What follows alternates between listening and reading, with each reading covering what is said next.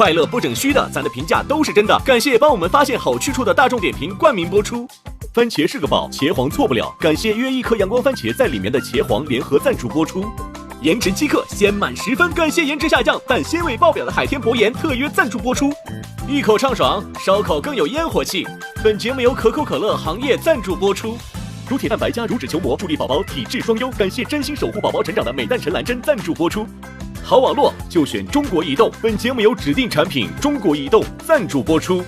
咔嚓咔嚓，一起脆翻天！本节目由美味酥脆、有料有趣的雀巢脆脆鲨赞助播出。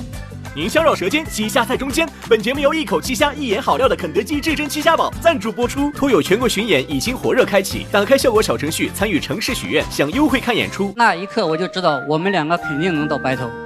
我是很享受这样一段粉红气泡的，然后很干净的这样一段感情。精神病经常就是以恋爱脑的形式出现的。天秤座等烟雨，那么而我在等你。我当时脸就红了。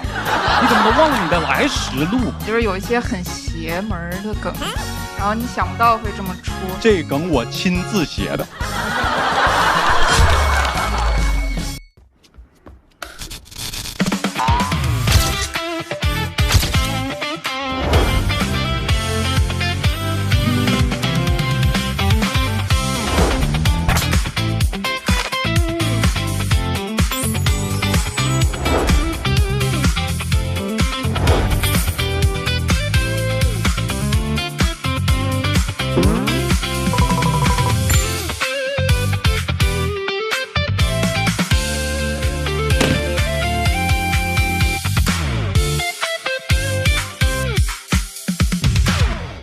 快乐不整虚的，咱的评价都是真的。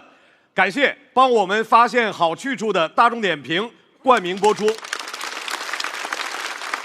番茄是个宝，茄皇错不了。感谢约一颗阳光番茄在里面的茄皇联合赞助播出。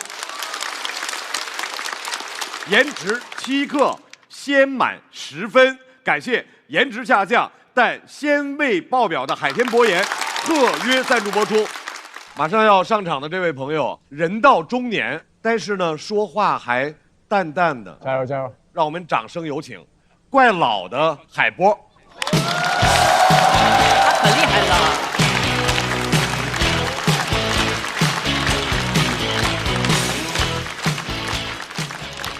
我叫海波，结婚的时候我答应我老婆一定要陪她到白头。当天我就做到了，他到现在还没做到。我们已经结婚15年了，很多东西跟那些年轻的夫妻不一样了。我们在外面不喜欢搂搂抱抱了。有一天我在地铁上面坐着，我左边空一个位置，右边也空一个位置。一个年轻的夫妻为了能够抱在一起，他们两个就不坐。过了几站，那个男的过来跟我说：“你可以向右边一个位置吗？我想跟我老婆坐在一起。”我说：“不可以。”右边的右边那个是我老婆，她不让我跟她坐在一起。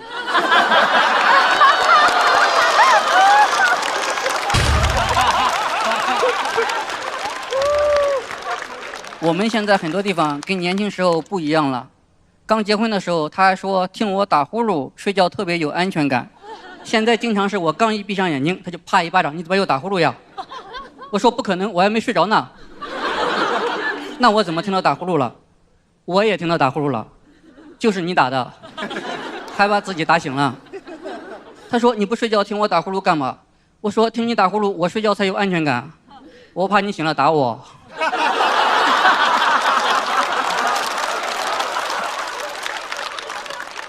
不管什么事情反馈都不一样了，那些浪漫的事情也不浪漫了。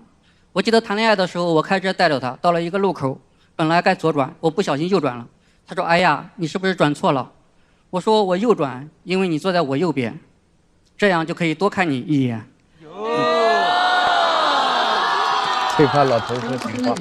他说：“那现在怎么办？”我说：“没关系，只要我再右转3次，多看你3眼，就可以回到刚才多看你1眼的路上。”但是前几天又到了那个路口，我想让浪漫重演一下，结果我刚一右转，你下呀！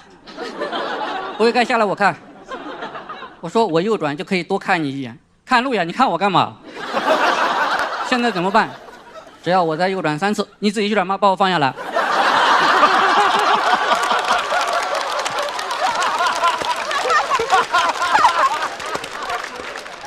我就把他放下了。我自己转了一圈回来，他已经打车回家了。我就知道今天完了。我了解我的生活，这一天我只要做了一件错事，后面所有事情都是错的。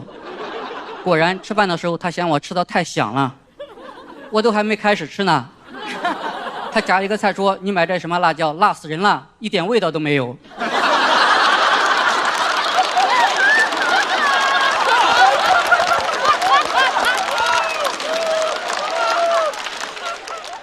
我说：“真的没有味儿吗？”他说：“有老人味儿。”而且到了我这个年龄，那些肉麻的话，你真的说不出口了。有一天他给我发信息说我头疼，我真的很想回他一句：“我好心疼，亲爱的。”但是太尴尬了，我发不出去。中年夫妻受不了这个刺激，我就想回他一个表情，但我用的表情很单一，就那么几个。OK， 我老婆让我干家务的时候我用的，裂开。我裂开啊，我还行。我老婆让我干很多家务的时候我用的。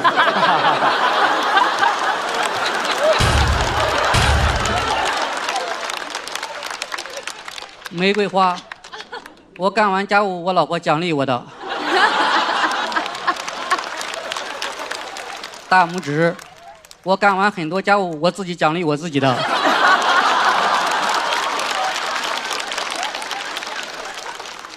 但我不知道发哪个，我就把这些全发过去了。其实我知道，不管我发什么，我都解决不了他的头疼。我能想到的最好办法就是和他一起疼。他说我头疼，我问他有多疼，他说头到两边就像2根针扎的一样，我就拿2根针啪啪拍个照片给他，你看是不是这样疼？不够疼的话，我还可以加几针。有时候我们交流，我觉得现在都多多少少的有一点暗战的成分在里面。有一天吃饭的时候，他突然间问我说：“上周六晚上你是不是出去演出了？”我说：“没有啊，我去喝酒了，不是跟你说了吗？”他说：“对，你去喝酒了。最近我的记忆有点问题。”我知道他的记忆没有一点问题，但我想将计就计，让他意识到他的记忆是有问题的。所以我就说了一件那天晚上根本没有发生的事情。我跟他说：“你怎么忘了？喝酒回来我还帮你带了一杯奶茶。”他说：“完了，我真不记得你帮我带奶茶了，我的记忆真的出问题了。”他的记忆是出问题了。前段时间他一直在说我想买个项链，我想买个项链。前2天突然间变成：“哎，你不是说要给我买个项链吗？”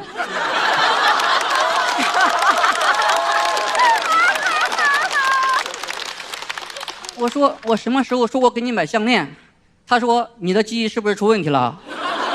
你是不是忘了有一个周六晚上你出去喝酒了？喝酒回来你帮我带了一杯奶茶，我喝奶茶的时候你说过几天给你买个项链哈。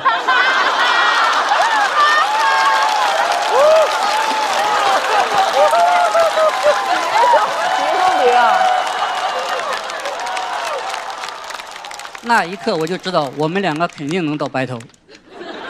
他跟我臭味相投，在婚姻这场戏里面，只要我们2个愿意演，就没有人可以喊咔。他说放心吧，不会有人喊咔，你就不是一个咔。最近他还会问我一个问题，就是你爱不爱我？你知道结婚10几年了，再问我这个问题，问得我很紧张，我也没有安全感。我不知道他问我这个问题到底是想吵架，还是已经开始吵架了。就爱不爱你这个问题，结婚的时候我已经回答过司仪了。如果你忘了，我们可以打电话问一下司仪。我跟他说：“你都知道答案，为什么还要问呢？”他说：“你都知道答案，为什么不能说呢？”其实我说了，但他不知道。在他头疼的时候，我说：“3生3世，咱不分开，一朵玫瑰，你是最爱。”哎呦！谢谢大家，我是海波。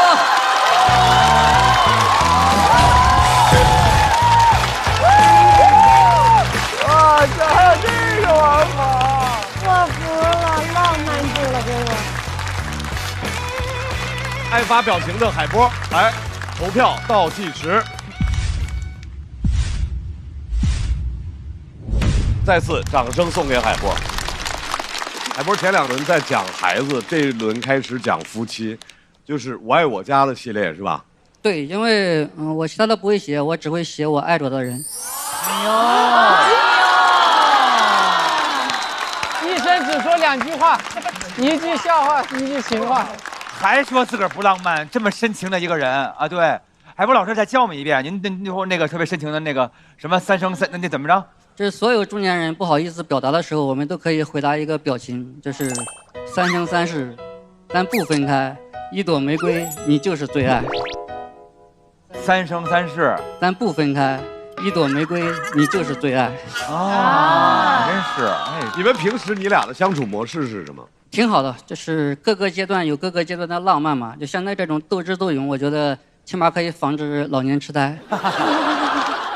我觉得海波他挺会的。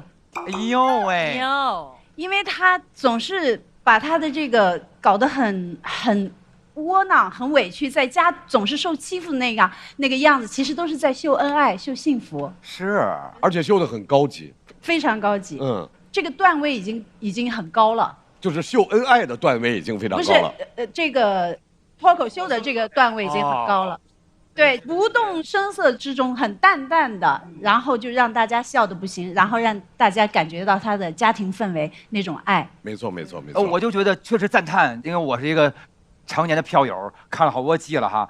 然后一般 call back 都是写1、2句就能扣回去，他能把一个事儿其实挺长的，然后但是这个事儿到后边一绕，又串成一个整个挺长的故事。一般身为一个观众来说，就像我也会失去耐心听。然后，但是居然就是勾住了魂儿，然后那一刻全都给理顺的时候，你那一刻恍然大悟，且又由衷的笑，我觉得那个太厉害了，这个太棒了。我觉得海波老师的稿子就是里面逻辑的反转很多，就很有特色，而且第1轮比赛海波老师的段子在视频号上的转发量比点赞量还要高，所以肯定是有很多人转到家庭群里了，就是应该是很有共鸣的段子。是的。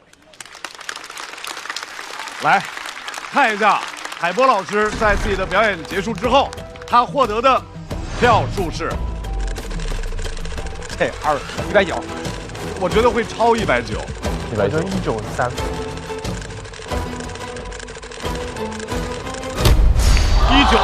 非常好的票数。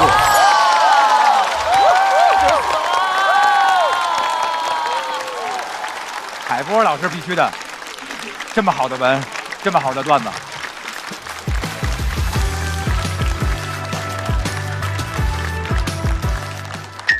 一生只说2句话，1句笑话，1句情话。写给海花。七夕7句7言海花之花。花亮甲秀发，明眸啊白玉牙，率真潇洒，桃花面颊。使江山为他，愿美人如画。犹记耳畔情话，怎料双眼轻眨。你已是小女的妈，更让我日夜牵挂。3生3世，咱不分开，一朵玫瑰，你是最爱。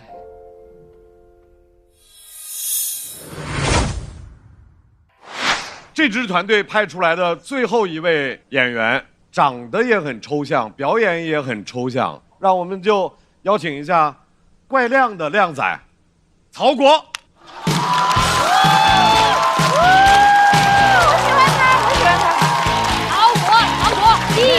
曹国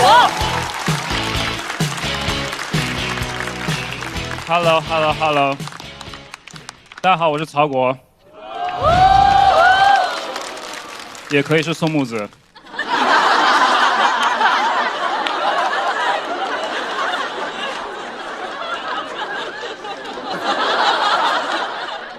今天跟大家讲一讲丽丽的故事。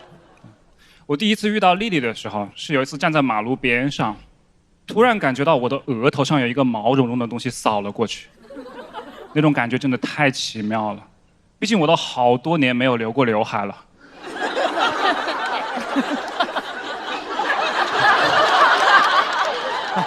空气刘海。然后回过头，发现身后垃圾站的围墙上面有一只小猫咪的尾巴垂下来扫到我了。你们看过《阿凡达》吗？看过。在电影里面，外星人跟他们的飞龙之间建立信任的方式，就是把他们的辫子和尾巴接起来，然后，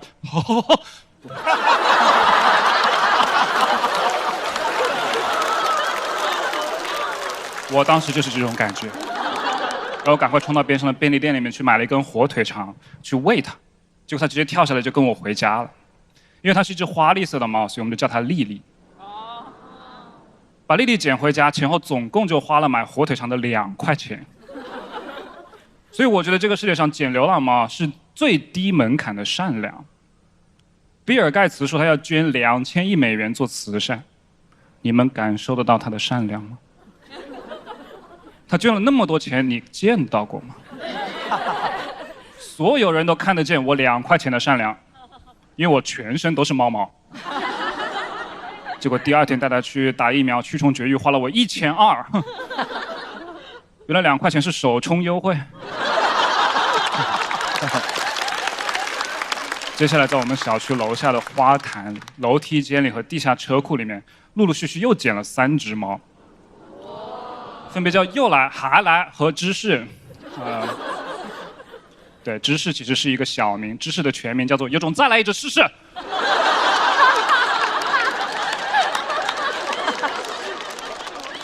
结果后面一直来了6只，对。然后前段时间有朋友来我家喝酒，看到我家里养了这么多流浪猫，他就问我，他说：“曹果，哇塞，你都有钱养这么多流浪猫，你为什么不养养我？我也过得挺惨的。”我说：“你先从我身上下来。”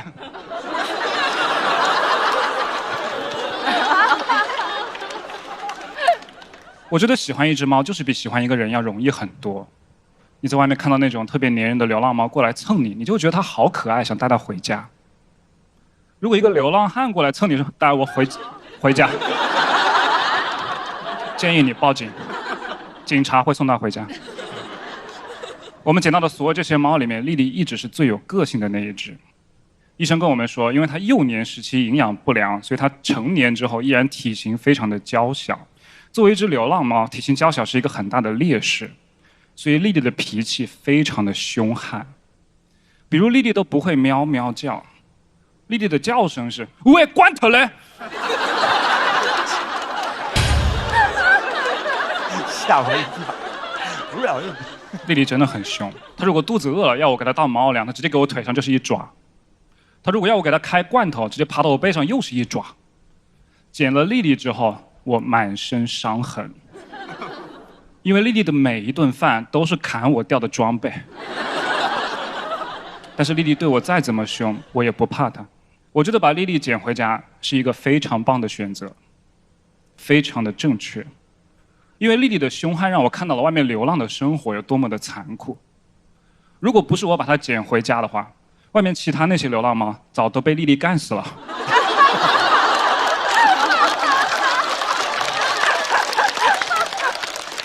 丽丽在我们家生活了一段时间之后，性格慢慢的变得温和了起来，开始用最凶悍的表情做一些最可爱的事情，比如她每一天都要在我身上踩一会儿奶，全程跟我保持眼神对视。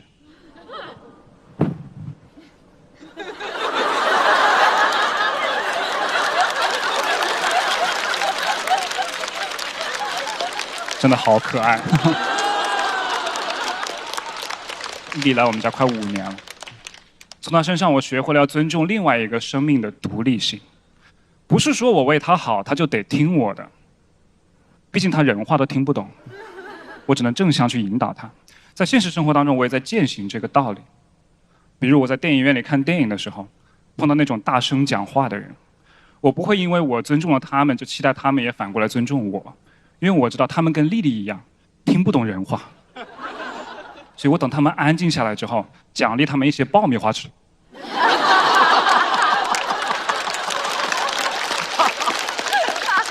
正向引导。对我女儿也是，我女儿今年才刚3岁，约等于听不懂人话。所以她在家里不听话的时候，我也不跟她计较，我让她先按自己的意思来，因为我知道我们都生活在这个家里，她迟早要挨丽丽的揍。爸爸，为什么丽丽要抓我？你昨天晚上蔬菜是不是没吃完？丽丽生气了。有朋友看我们养莉莉养的这么小心翼翼，就建议我养条狗算了。说狗都是讨好型的，可以给你带来更多情绪价值。我说没必要了，我们家有我讨好莉莉就够了。我就是莉莉养的一条狗。但其实莉莉不是我们养的第一只猫，在捡到莉莉之前，我们在猫舍买过一只布偶猫，叫做猫记。猫记2个月大的时候来我们家，3岁的时候就被确诊心肌肥厚，就回猫星了。当时我们在宠物医院真的非常的难过，不知所措。我就在附近找了一家丧葬1条龙的服务。我说你们可以丧葬一只猫吗？他说不行，只能1条龙。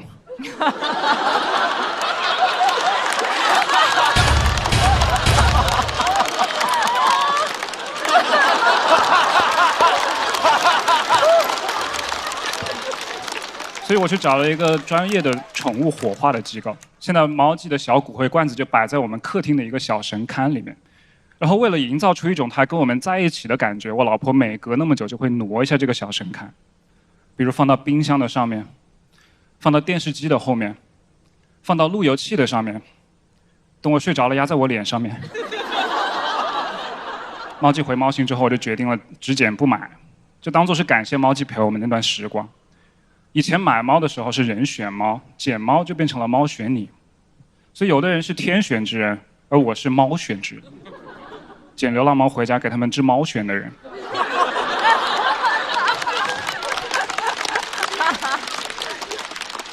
不过养莉莉这段时间也不是完全一帆风顺，前段时间有一天她突然食欲不振，一整天猫粮一点都没动，我们赶快带她去宠物医院去检查，检查的结果是她挑食。医生拿出来的猫条跟罐头，他吃的嘎嘎香。说实话，我当时真的有点接受不了。我说你曾经可是一只流浪猫啊，你怎么都忘了你的来时路？你当初不会就是因为挑食才流浪的吧？但是在把它接回家的路上，说实话，我感到的是一种幸福，因为莉莉当初她为了2块钱就跟我回家，那是她没办法。现在她可以挑食，那是她一爪一爪抠出来的本事。就像有一些脱口秀演员，职业生涯刚开始的时候，总是讲自己穷的段子。赚了钱就该堂堂正正的忘掉自己的来时路，不要扒着穷门不放。都是说谁呀？猫翻身了都可以挑食，人红了乱花点钱怎么了啊？小四爷，你听到了吗？啊！谢谢大家，我是曹国。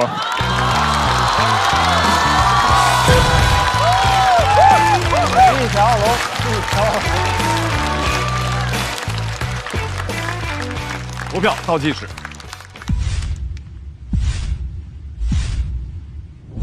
再次掌声送给曹国。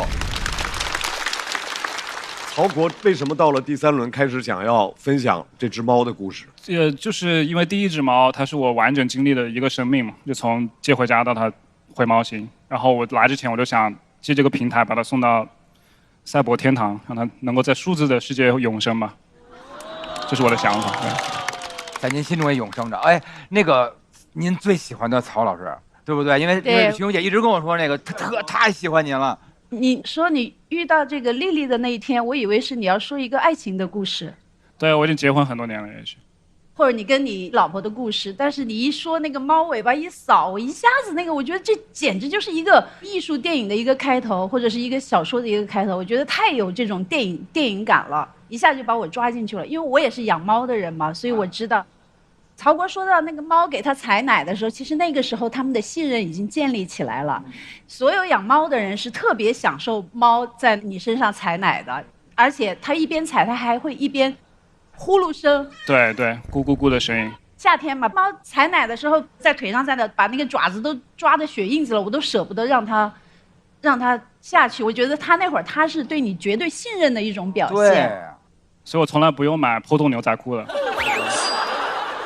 很多时候我们听到关于养猫宠物，就是从我人的角度，我如何去养它，包括我如何遇到它，都是从人的角度。这第一次听到这个猫它是有性格的，这猫是一个角色，猫是有个视角的，不仅你选他，他还选你，这个角度还蛮独特的。因为有一个说法，其实人是猫的宠物，因为他也在驯养你嘛，所以他也就对你是这样，对。而且确实，我觉得就是当时第一次养猫的时候，我就是纯粹因为觉得猫咪可爱，我也没想那么多。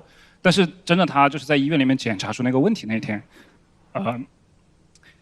对，我不想多聊这个，但确实是我这辈子第一次觉得自己还是有软的那一面，居然对。我觉得曹国的出梗方式很有特点，就是有一些很邪门的梗，然后你想不到会这么出，而且一般演员在呈现的时候会用很准确的动作来呈现，但只有曹国会用本身就很喜剧的动作来呈现，所以就很有特点。曹国是一个很抽象的，表演也很抽象，内容也很抽象，然后出梗的方式也很抽象，但是就是能够给大家留下深刻印象。再次掌声送给曹国，谢谢大家。同时，我们也请4位回到台上。曹国的票数出来之后，脱友8大怪的票数也会随之诞生。曹国得到的票数是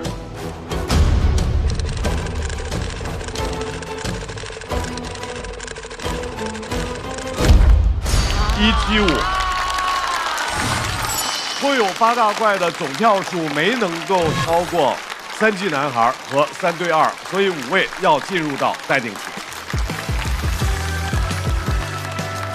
最后要上场的这支队伍，他们的名字很奇怪，他们的队伍叫铁锅炖棒棒糖。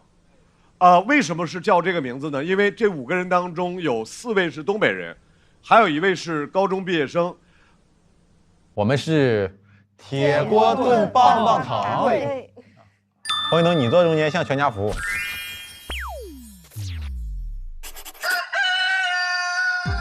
你在干什么？跳舞。小齐哥哥张罗的呢。我是往常就很大方的小齐呀，点一杯喝一杯拿一杯。前边是司机，打的专车。对，中专的车。妹妹，气氛担当吧，带来一些忧伤的气氛，给自己唱哭了，太那个。我们爱你。好没用的担当。这是我们表哥。幽默必须得有一个呀，幽默呀！我要拿走小齐的幽默。颜值担当。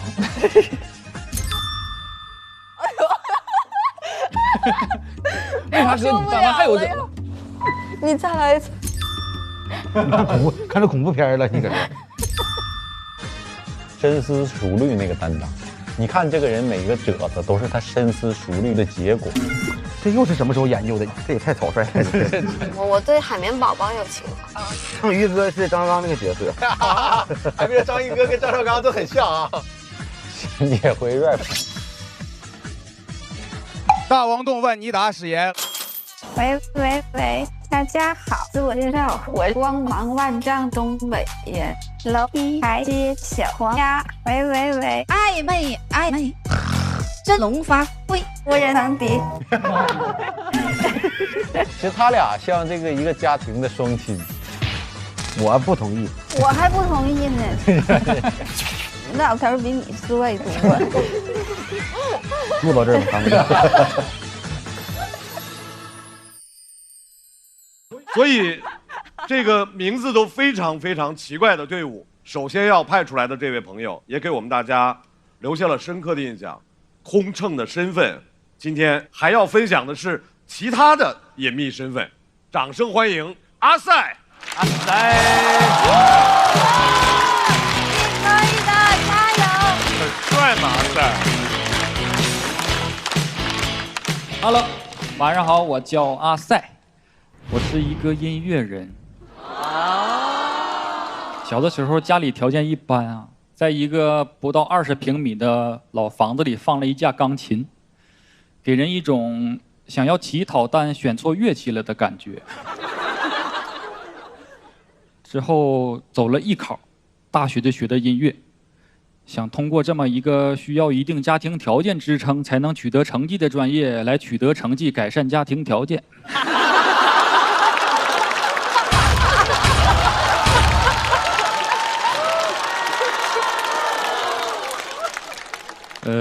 尝试过考一些著名的音乐学院，发现不够资格。考生们依次演奏完之后，老师叫他们小朗朗、小巴赫，叫我小点声。后来就上了我们当地一所比较普通的学校。导演说提学校名的时候你遮盖一下吧，某尔滨师范大学。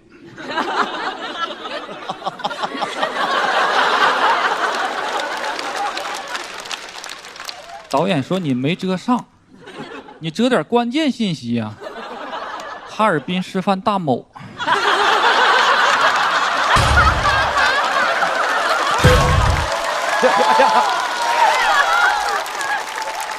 学历给遮上了。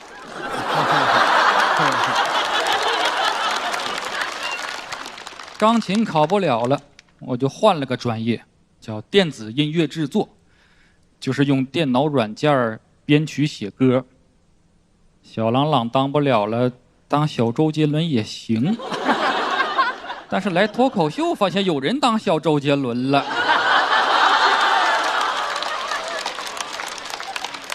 按照我的计划啊，我是要写歌出专辑，进入华语流行乐坛。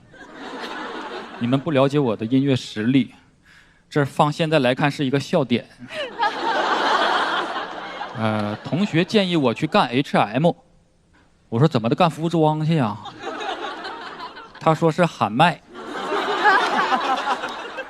我说那这俩字母你也喝摸吧。而且想干这个也不用上大学，万一不小心学着文化了，喊的该不正宗了。我不会喊麦，周杰伦怎么能喊麦呢？天青色等烟雨，那么而我在等你。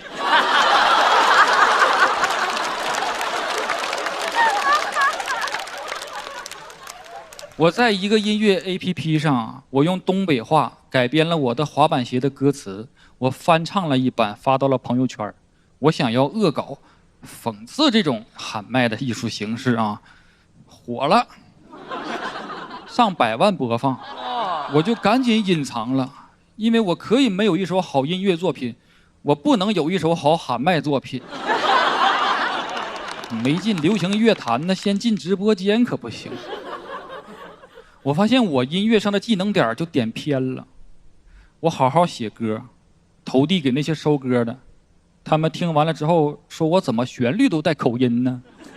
说听完了想赚手绢，让我往毛手发一发。我认真写了段歌词，怎么唱都唱不顺，念出来味儿对了。而且我本名叫葛赛，就这个名起的比小齐都适合喊麦。小齐叫什么？大家知道吗？梁指明。梁指明。你们听，下面有请 MC 梁指明。你感觉他要喊一首毕业论文，但是你再听，下面有请 MC 葛赛。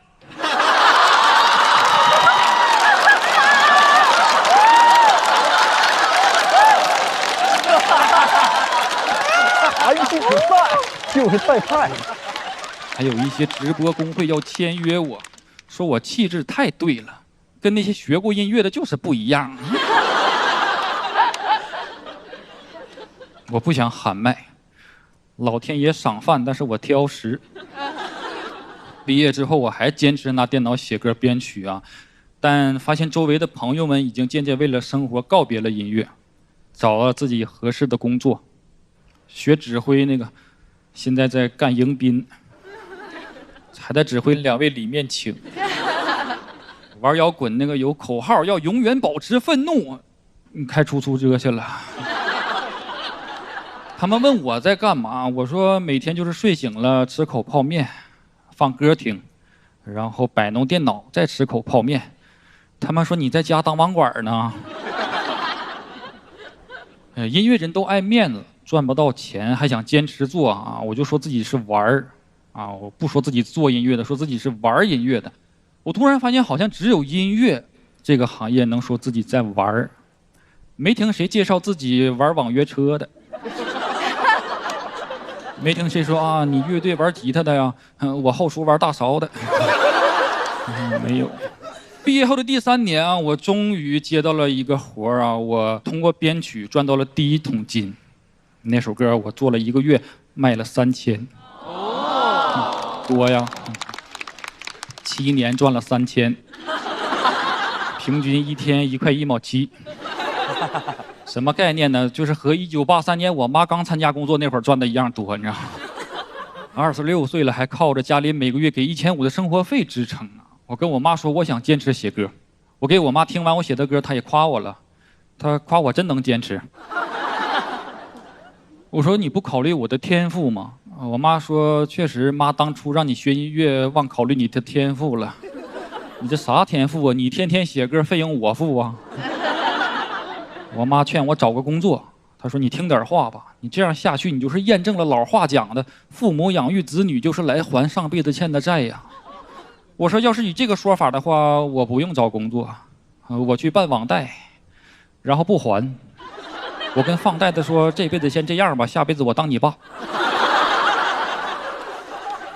当然我是跟我妈开玩笑啊，沟通也是有效果的。之后我的生活费就从1500降到了1200。我当时的女朋友是我的大学同学，我俩大一就在一起了啊。她总调侃我，她说你的坚持写歌，身体是一天不如一天呐，吃饭都抢不过我买单了。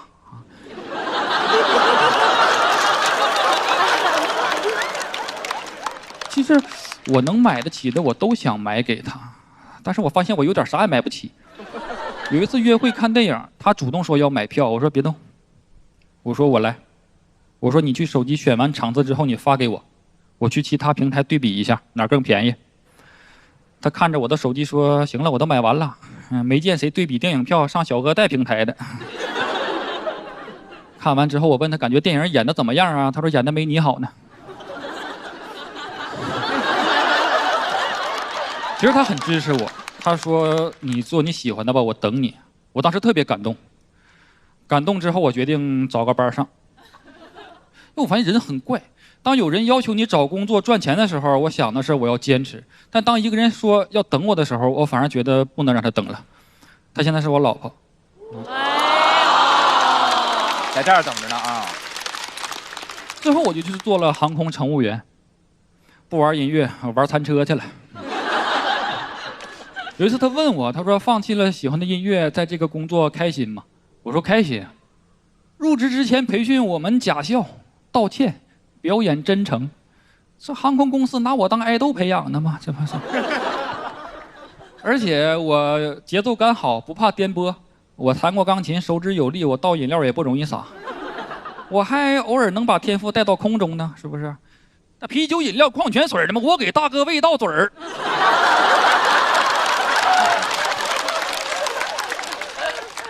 其实这些都是在哄他开心。我真正开心的是，虽然我放弃了喜欢的音乐，但是我没有错过一个喜欢陪我一起听音乐的人。谢谢你们，讲到这儿。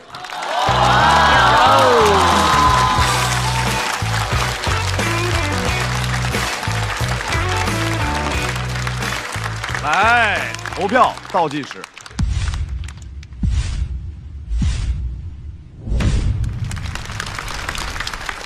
阿赛在3个赛段是讲了自己完全不同的3种状态嘛？对吧？也挺棒的。而且做音乐这事儿，其实就是说，你知道现在，哇塞，我现在出歌，每出一首歌那么辛苦写，那作品我感觉就特别像奥运会的那个跳水冠军。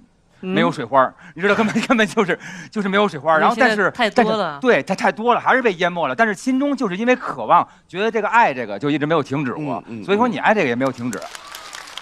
其实我觉得阿赛，其实你的能力应该挺强的，我觉得你不知道是收着了还是怎么的。今天对伤感了，何必呢？因为大张伟，我们当时在大咖秀的时候，开始只是纯粹的模仿，他就因为他会编音乐，他最后把那个他的这个技能放在了那个我们那个节目里面。对，你记得每一次我们还得和他的那个音乐再演一遍。对，你为什么不把你这些玩起来呢？那肯定会跟现在完全是另外不一样的感觉。就我不想伤感，我不想，可能是现在能力的不足，没有把这个话题写得好笑。没，现在已经很好了。我的意思还，你还有很大的空间可以更好。好嘞，老师，感谢老师。看一下阿赛在表演之后他得到的票数是。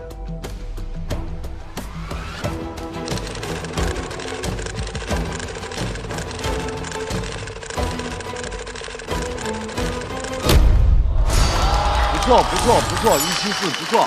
来，阿塞回到自己的团队。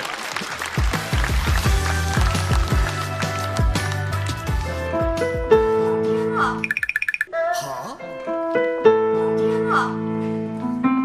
好美妙的音乐。是这意思吗？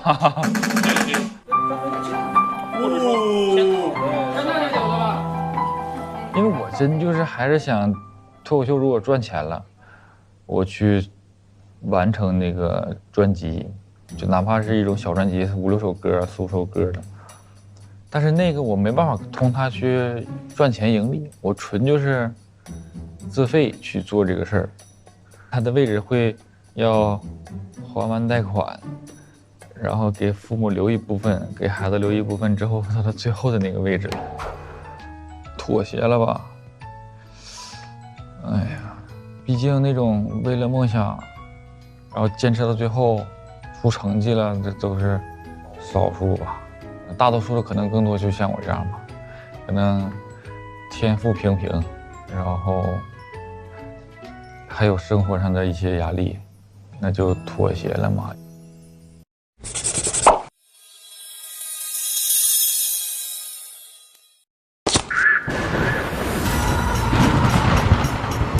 这不错，打个卡。今天的妆真出片啊！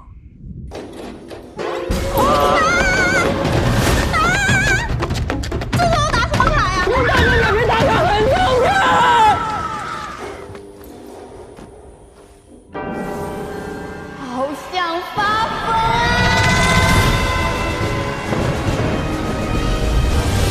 等等，我再打个卡。上大众点评打卡，随时留下生活足迹。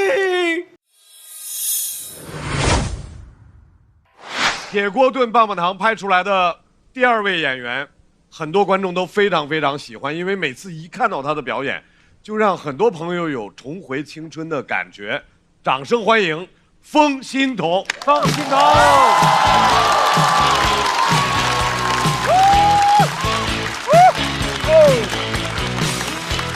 大家好，我叫封欣彤，我是玩音乐的，但我最近有点担忧我的未来啊，因为我不会喊麦。不过没关系，我觉得我还不用担忧的那么远。我最近啊有点担心我的性格，我觉得我这个人太要面子了，就是我有点听不了别人的评价。我妈说这就是青春期的特点，好吧，那既然改不掉，我就要努力避免别人说我不好。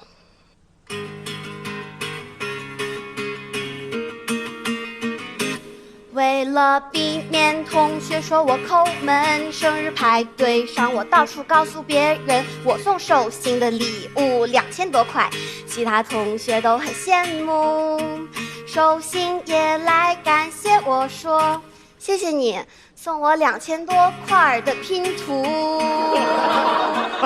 每次考试我都很恐惧，我怕考完家长签字我妈会生气，所以考前我只好特别努力练习我妈的签名。但没想到练得太投入，有次考完老师问崔熙娟是谁呀，这可真尴尬，我只好回答我的妈呀。没办法，不在乎别人的评价，不同人也许有不同的看法吧。我同学总说我穿的幼稚，都已经18，还穿得像17岁的小屁孩，但节目组的大家却说我很会穿搭。确实。我很开心，问导演这是为啥，他说因为成年人一般不说真话啊。哎，为了避免室友对我厌烦，有些事情我会对他隐瞒。他说宿舍的条件差，昨晚听到有老鼠在床底下，我赶紧安慰他不用害怕，因为我知道那是我在磨牙。你们听，没办法，避免别要不然我试试不相信他们说的话。老师说我吵闹，我说这是活泼；我妈说我拖延，我说这是从容；你说我可爱，我说你是我最好的朋友。好羞耻现在，但我就是这样。我有时啊还会特意为了得到一些像可爱这样的好评价而去做一些事情。为了显得我特别 international， 加微信我会让别人来扫我，因为这样方便别人看见我设的英文界面。我已经坚持用了1个星期，因为我找不到在哪里调回去。哎 ，stupid。算了，实在调不回去也没关系，我只是想向张俊看齐。这不是装，是一种文化现象。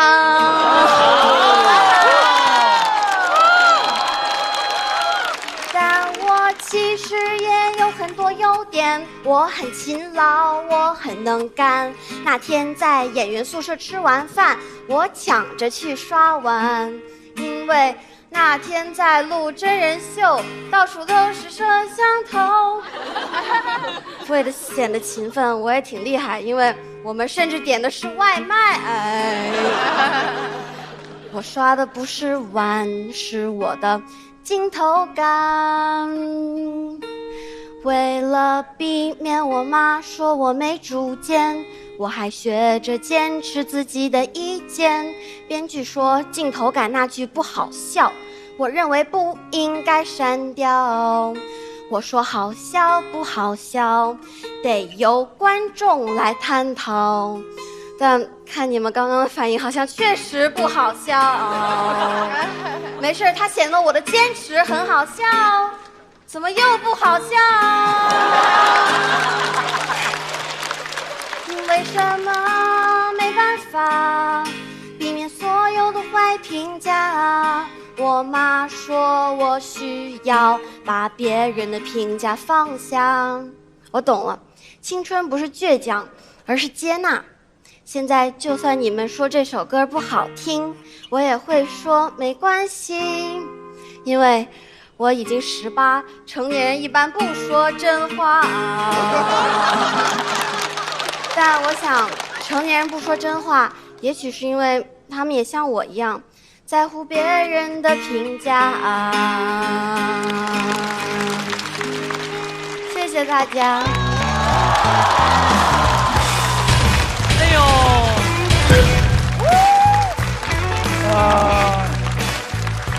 来，各位，掌声送给风欣彤，抓紧最后的投票时间，倒计时开始。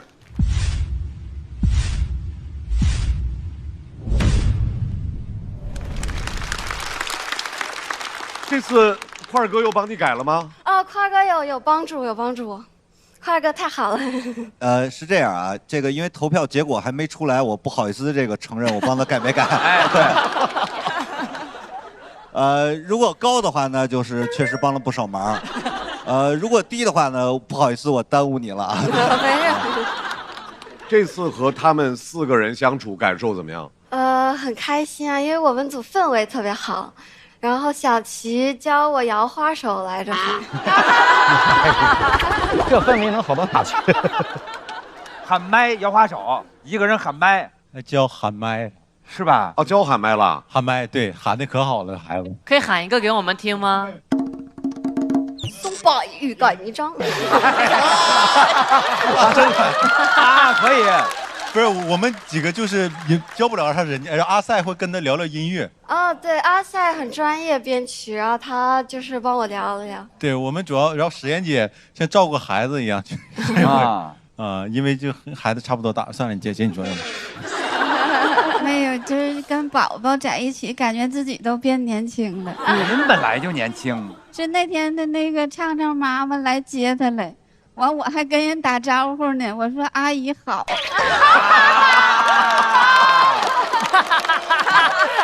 妈妈说：“这位姐姐，你在说什么？”因为你刚才一直在唱这些负面评价，然后我听着感觉这个也没有什么啊，这个好像也不是什么事儿啊。负面评价在哪啊？哦，对。但是你感觉那种青春的那些小忧伤，对，然后我们觉得我有可爱，我们现在皮糙肉厚的，我觉得这些都不再是攻击了啊，对。我一开始是想写我敏感这件事情。但是后来就是转到说别人的评价，因为感觉这个就是后来素材更多一些嘛，但是感觉写完其实还是就这些评价都有点不算啥的感觉。真的是这样，18岁就要疯要玩要闯一切，先折腾啊，然后那个到48再和解就行了，来得及。我是觉得风心彤很清新，也很松弛，他台风区特别稳。你能看到他的变化，就是以前是讲孩子的世界，现在已经从一个孩子的视角在看成年人的世界，我觉得还蛮妙的。肉眼可见的在变化。来，掌声送给风心彤。谢谢。来看一下第3轮的风心彤，他得到的票数是。谢谢。165，来，风心彤回到队伍。还行，比我想象的高，比我想象高很多。加油！接下来是一位老演员，他要和我们聊聊他的小心思。瑞哥，掌声欢迎！加油，瑞瑞！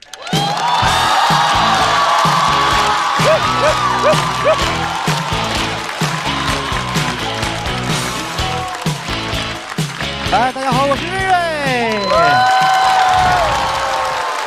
感谢大家啊，久坐辛苦了。然后我就简单聊一聊。因为这节目我已经比3年了，然后我突然发现自己就是没有什么特点。我有一次直播的时候我就说，我说演员没有特点，没有人设，就很少有人能记住你。然后弹幕在安慰我，他说瑞哥你谦虚了，现在但凡看脱口秀的，没有人不认识你邱瑞的。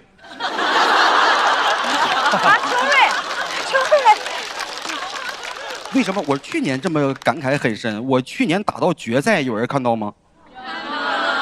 你看1/3都不到，对吧？这就是我感觉，我去年打完决赛，我感觉这回可得有人认识我了吧？我开始上网刷那些帖子，有一个帖子叫“脱口秀演员2选1的游戏”，有人刷过对吧？他说演员谁和演员谁，下边全是评论，说我喜欢这个，我喜欢这个。我刷了2月，没有刷到过我自己，我都挺不住了，我自己去评论去了。我说我是瑞瑞，他说你不用自我介绍，直接选就行。自取其辱，而且确实现在感觉自己岁数也是有点大了。刚才我们的小队友风心彤，就是18岁，我跟风心彤说了，我说你知道吗？咱俩加一块都快60了。他说你自己能做到的事情不要麻烦别人。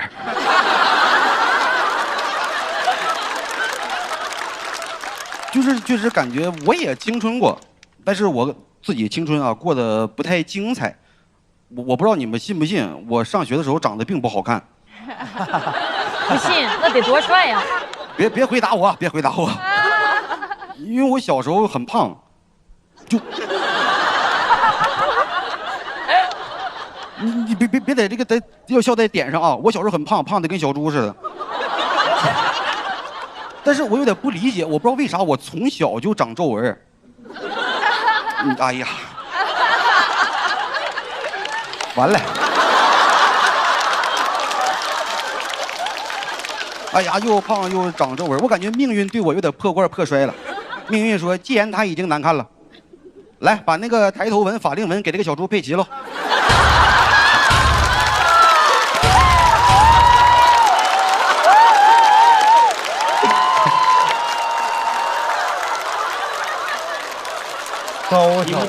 高手，真的从小就长得很老，好多人都说我长得老，开始我还反驳呢，我说我不老，后来说的人越来越多了，所以8岁那年我就感慨，我说人呐不服老是不行了。因为你知道我们这一季所有选手是住在一起，然后这个节目组让我们每个人交一张童年照片，要贴在门上。我交了一张我小学的。发出去之后啊，这个是真事，你可以搜到的。就有网友问，说凭什么瑞瑞可以用近照？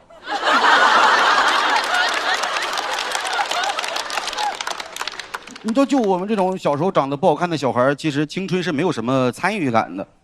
别人的青春就都是懵懂美好，我的青春没懂哪儿好。啊，因为大家知道，青春的表现之一就是会对异性产生朦胧的好感，但那时候很纯粹啊，那时候很纯粹，不像现在这么复杂。用一句浪漫的话来形容吧，那时候车马很慢，一学期只爱一人，因为总换座，你知道吗？而且当时我们那个年纪表达好感这个方式挺有仪式感，就是我们流行叠千纸鹤，啊，就是要叠满1000只千纸鹤，你送给对方，对方就会感动，然后喜欢你。所以当我还是一个学生的时候，我就品到了一点，就是爱情需要的是真诚。因为总有同学开始他说我要叠1000只千纸鹤，感动死他，然后叠着叠着开始思考，他应该不能数吧？对呀，叠700来个得了啊，他就开始偷工减料了。因为1000个真的很难叠完，他就会找同学帮着一起叠。那个时期的教室很诡异，你推门一进，3、5个同学围个圈，3、5个同学围个圈，就有说有笑的全在那叠千纸鹤。你们有没有在清明节看过家人叠金元宝？太像了，有点啊。就原本我以为这些青春懵懂跟自己没有关系，因为我长得不好看。但是那个年纪心动真的非常简单。有一天是因为我校服开线了，然后我前座那个女生她看见了，她是一个喜欢帮助别人的人，然后她说我拿回去帮你缝一下吧。第2天她把校服还给我的时候，我就决定了，我要给她叠鹤。我感觉她缝好了我的衣服，撕开了我的心呢。哦。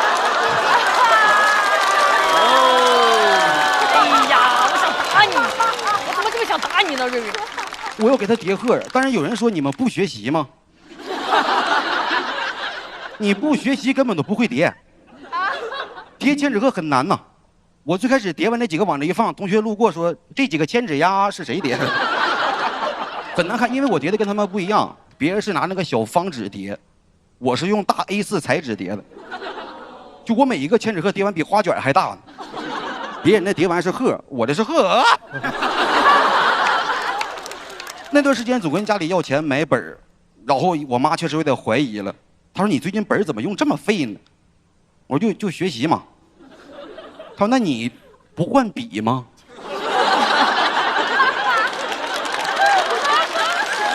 换本儿不换笔。一个擅长推理的妈妈，然后，但后来有同学开始帮我一起叠了。但突然有一天啊，我前座那个女生她回头她看见了，我前面也说了，她是一个喜欢帮助别人的人。他说我也帮你叠呀，我当时很紧张，我怕他发现，因为他确实很好奇。他说我可以帮你叠，但是你得告诉我你要送给谁。我不好意思，我说先不说了吧。他吓唬我，他说我帮你参谋参谋，万一人家不要呢？我当时就上那个劲儿了，我说要不要是他的事儿，但送不送是我的事儿。别的小朋友有的，他必须得有。让他体会一下什么叫霸道小猪佩奇爱上我。然后他听完有点感动，他说：“这哪是千纸鹤啊，这不恐吓吗？”然后他就开始帮我们一起叠嘛。但突然有一天，这个女生她叠的有点累了，她说：“我提议，咱们叠700来个就得了。”他肯定不会发现，我心想他已经发现了，因为他不知道。但那几天过得真的非常快乐，因为每天他都会回头跟我们一起叠千纸鹤嘛。我甚至开始幻想。他收到这份千纸鹤得有多惊喜，但突然有一天他说：“叠完你这些，你们能不能帮我也叠一份？”哎，当时确实心都被揪了一下。然后我们所有人就开始问他说：“你要送给谁呀？”他也是害羞不好意思说。我们不停地追问，最后他勉为其难吧，他说：“我只能告诉你们，他的名字是3个字的。朋友们，瑞瑞只是我的艺名，我的真名叫王瑞。”你盖到了，我就知道会是这样。这个太好笑。但那时候情况有点复杂，因为那个年纪嘛，当时他喜欢隔壁班一个男生，然后还有一个男生跟他表达了喜欢，他就不知道自己该怎么选，是选自己喜欢的还是选喜欢自己的，然后他就问我们，让我们帮着参谋。他问我，他说你要是我的话，你怎么选？我觉得青春就是有很多选择，我决定增加一下他的选项。我说我不是你，我是瑞瑞。他说你不用自我介绍，直接选就行了。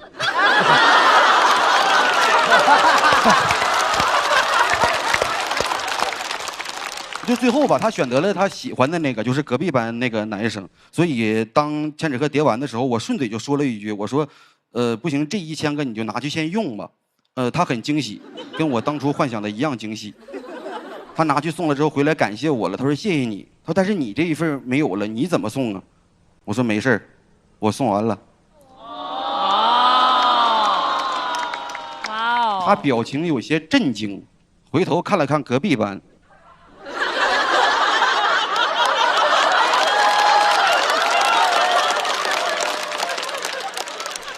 他说我是不是抢了你的？我说不是。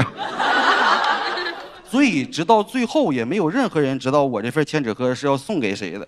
我就觉得不好看的小孩有青春，但是我的青春就没有打动过任何人，但幸好也没有打扰过任何人。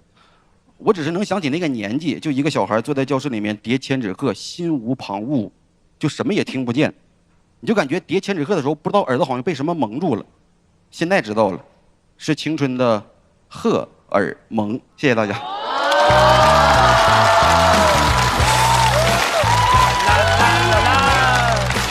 嘿嘿嘿嘿嘿，来，投票倒计时。来，再次掌声送给瑞瑞。谢谢大家，谢谢大家，辛苦辛苦。大老师还是一如既往的喜欢吧？那当然喜欢了，瑞瑞太逗了。因为小时候其实就是这种暗恋小故事，大家都有一点儿。然后之前愚人节，会送那种就是反正那种怪味儿的怪味儿的那个饼干让那个女生吃，那女生直接拿着就咬了。当时我吓得，我说那是牙膏味儿的，你怎么给吃了？他当时说因为是你给我的。他有反转。哇塞！我当时脸就红了。没有反转，他居然正经了，你知道吗？我当时脸就红了，因为他那个嘴巴扇得我太狠了。但是重点就是在于，就是都有这种小回忆。就是我觉得瑞瑞是个好男孩，因为我记得就是很多人就是很爱做一些讨厌的事情，比如给别人什么牙膏味的饼干，不是啊？因为是你给我的。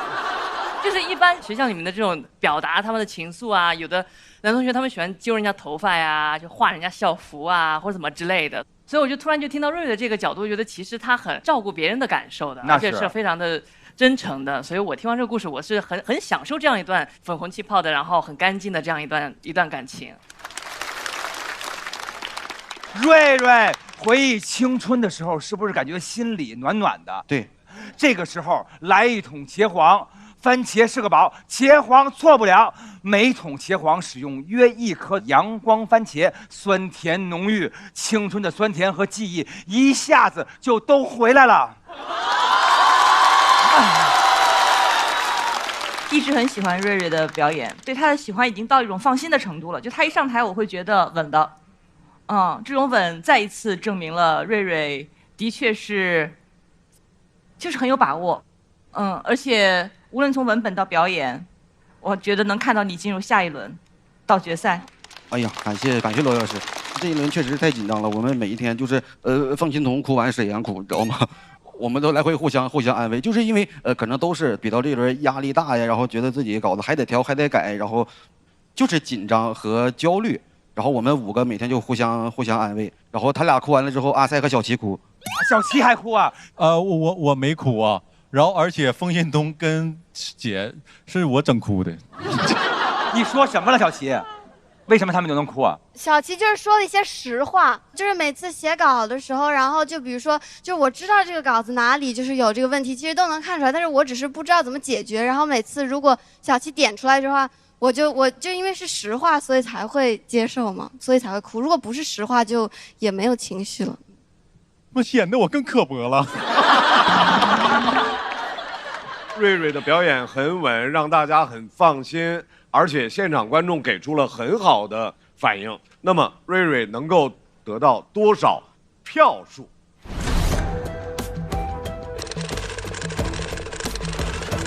188以上，190多198、197。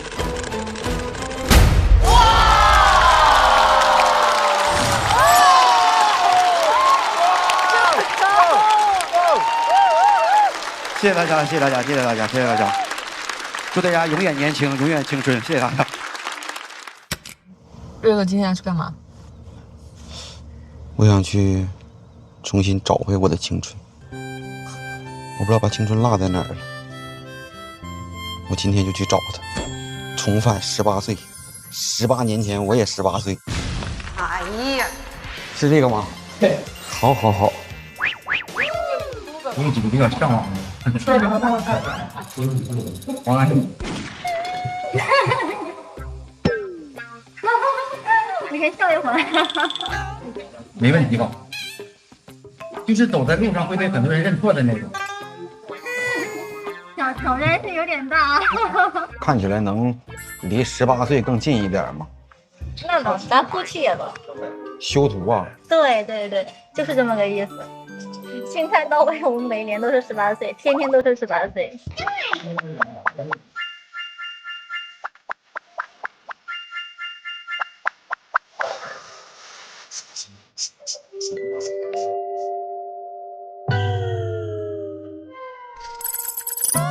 妆就完成了。哦，好帅！天哪！吓我一跳！吓我一跳！哎呀，这是东北男团的谁呀？这是东北男团拍了一个时尚杂志，就是按照这个整的。有大概5000多人说我长得像王安忆。对不起，王安忆。今天有点人模狗样。哎呀呀！你先让观众嘲笑完了。不引没看观众的反应。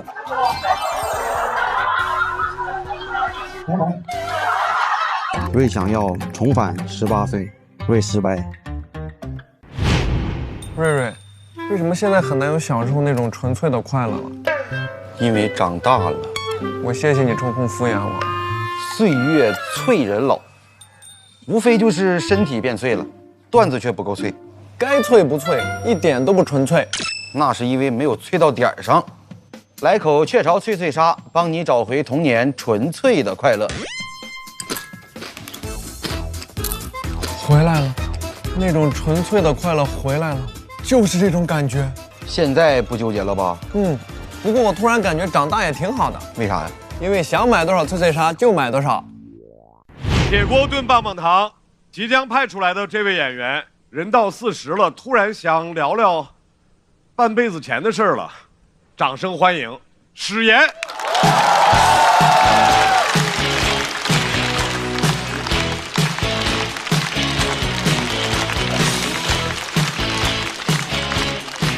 大家好，大家好，我是史岩。不是，我都整不明白了，这小猪佩奇这青春，就纯折纸能混一起啊？这也没谈上啊。我谈上了，咋整？前一阵是咋？前一阵梦见初恋了。咋整？你这玩意儿，你这都没法跟人说。你说我要是说我梦见初恋了，别人听见的就是他在感情里头叛变了。你要说中年人突然泛起思念了，别人理解的就是他们准备偷偷见面了。现在人这个想象力都堪比闪电了，我都害怕为了节目效果，他马上就在观众席里突然出现了。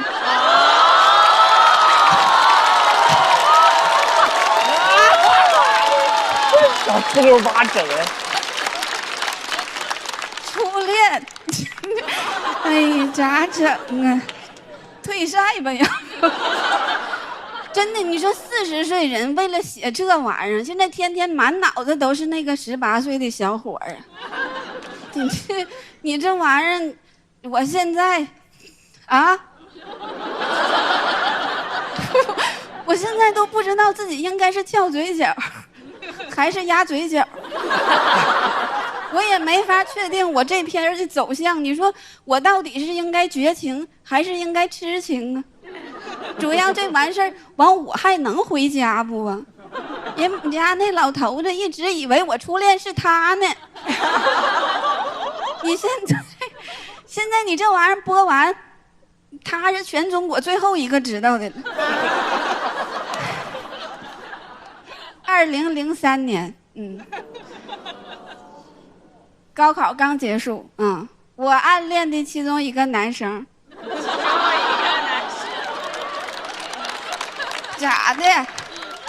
我看着是老实巴交的，是，但是人我当年也是个多头的玫瑰呢。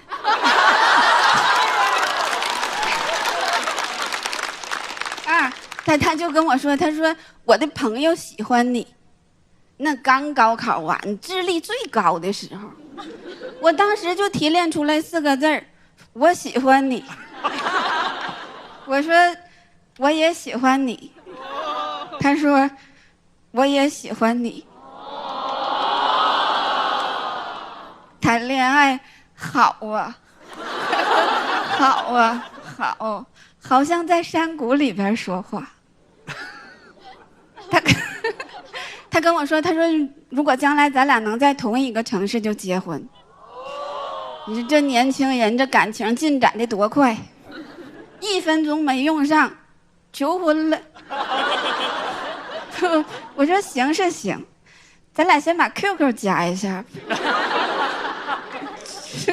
这茫茫人海的，咱俩别走散了。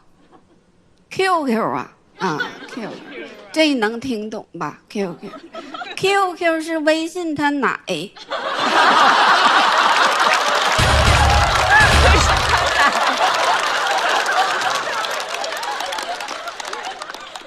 QQ 空间，朋友圈他奶，写点这玩意儿这。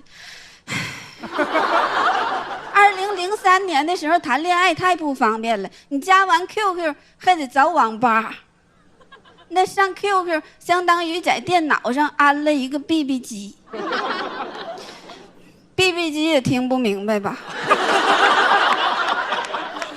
岁月对80后有点太残忍了，你现在说点啥都开始用文物解释文物了。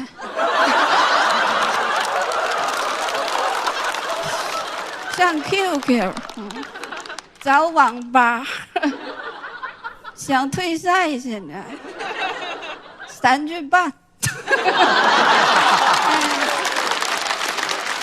当时用的还是那种翻盖的手机呢，也有搓盖的。那手机的品牌有什么夏新的、索爱的，鸦雀无声。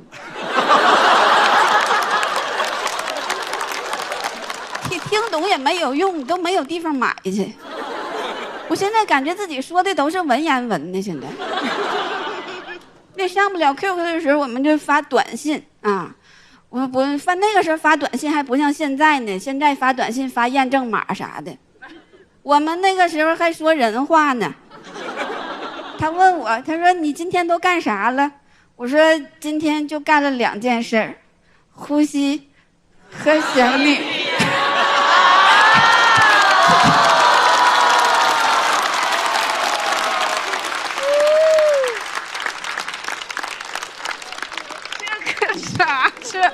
这咋说得出口的呢？这一玩意儿，我当时肯定是抄袭了，我肯定抄袭了，我抄袭了，我想举报我自己。反正那个时候也不流行举报。他给我发过一句英文，他说 "Love is the best medicine"。我当时就听懂了。爱是最厉害的发动机，你发动机你得发动啊。完了我就开始给他写情书，哎呀，那情书写的跟雪片似的，都赶上投稿了。他就是我的辽宁青年。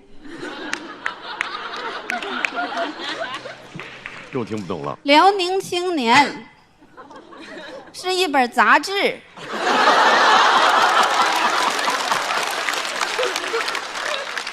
杂志啊，杂志和工资一样，是每个月固定日期都会给咱发的几十张对生活起不到太大作用的纸。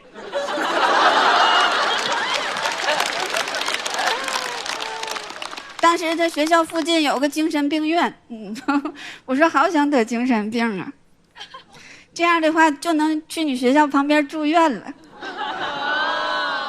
就能天天看见你。他说你是不是有精神病啊？精神病经常就是以恋爱脑的形式出现的，反正那个时候就经常患得患失。为了寻找他爱我的证据，我还破译他 QQ 密码，用我的生日没破译成功。我说这不合理呀，数字也不分大小写，我是不是记错生日了？反正幸亏就是那个时候没有恋爱脑这个说法，在最爱说傻话的年纪，赶上了一个可以说傻话的年代。你说这恋爱脑还被时代给保护了。我们俩就有一张合照，就是洗出来的那种照片，是用胶卷的相机拍的。胶卷啊，胶卷就是紫菜包饭。这今天本来想讲讲初恋，结果挖掘出了一堆文物。但是我真的很心疼那个女孩，她第一次谈恋爱的时候，用一个2G 的手机，2G， 现在都是一个形容词了，但是当年她真的用过。她想发送一个笑脸，只能用一个冒号加一个括号。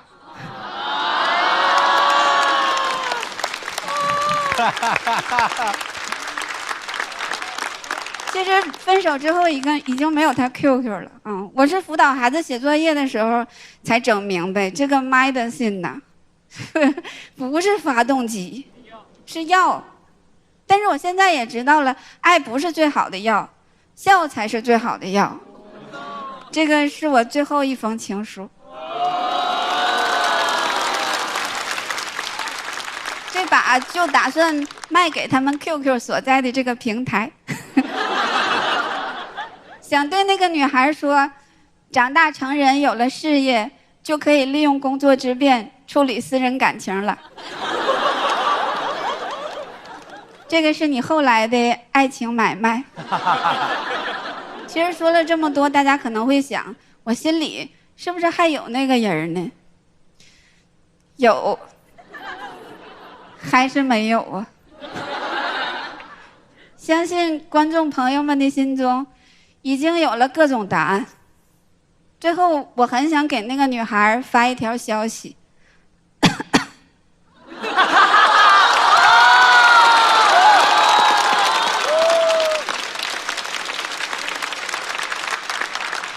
失恋了也没关系，要喜欢你以后的人生啊！再见。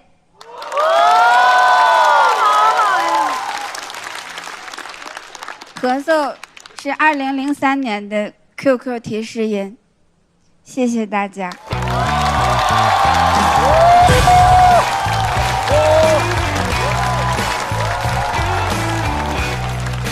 又是给初恋，又是给过往的年代。来，最后的投票时间倒计时。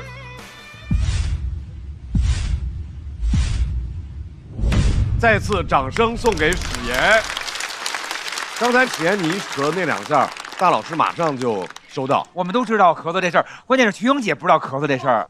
我不知道，因为我没用过 QQ 啊。但是你说的所有的东西，什么 BB 机呀、翻盖的、推盖的，甚至什么所爱，我还是所爱的代言人呢。那时候我跟刘德华还有关之琳拍的，刘德华唱那首《回头便知》。心中有了你，什么那首歌？我的嘴巴已经努力了，好想接呀，不会，但是勾起了我很多的回忆。但是我觉得我没用 QQ， 因为我用的更早。我们那个时候是用拨号上网。拨号，对，猫那个声儿，就是那种声音。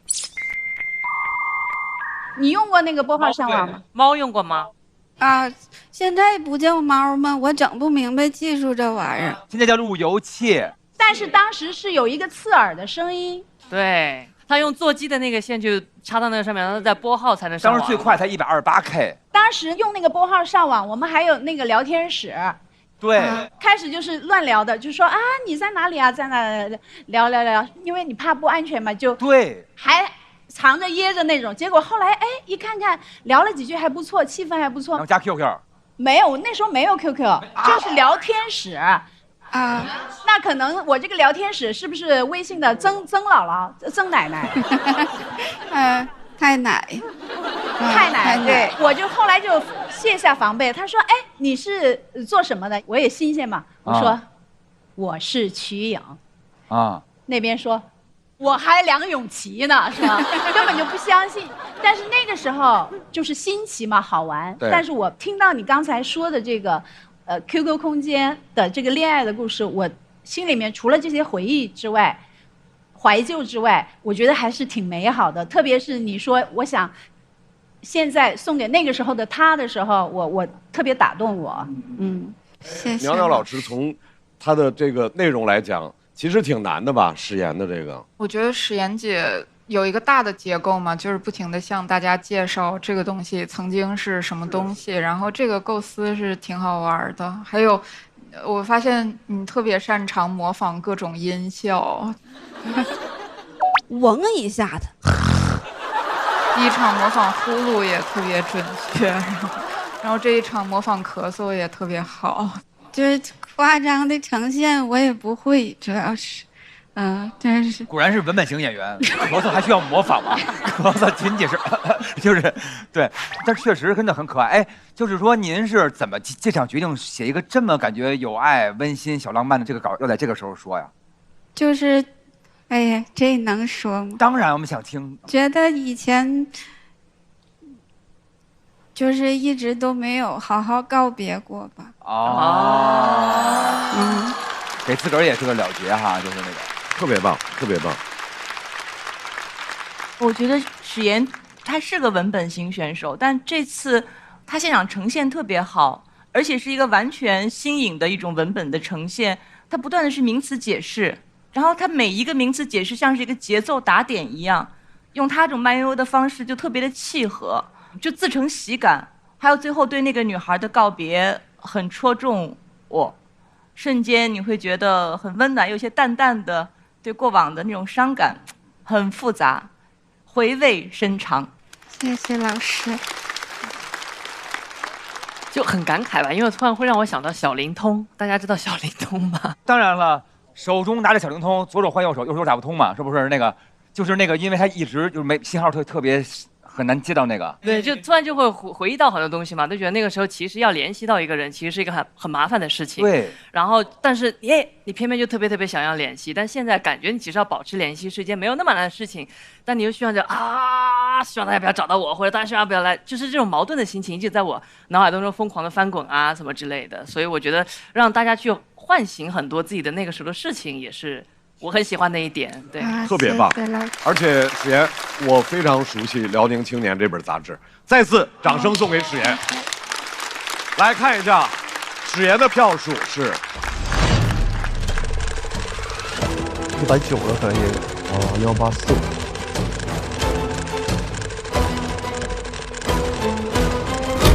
哇，186，太棒了！哇，非常好，史岩回到自己的队伍。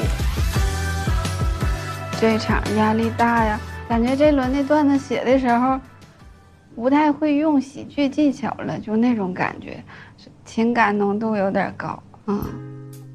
我写的时候就是每天都在18岁和40岁之间切换，有的时候我知道我哭了的时候，我就知道是那个18岁的那个女孩在哭，我是这种感觉。喜剧我理解应该是那种比较温柔的匕首的那种，然后你作为一个就像战士的那种角色，你要嘲笑这个世界的荒诞的地方。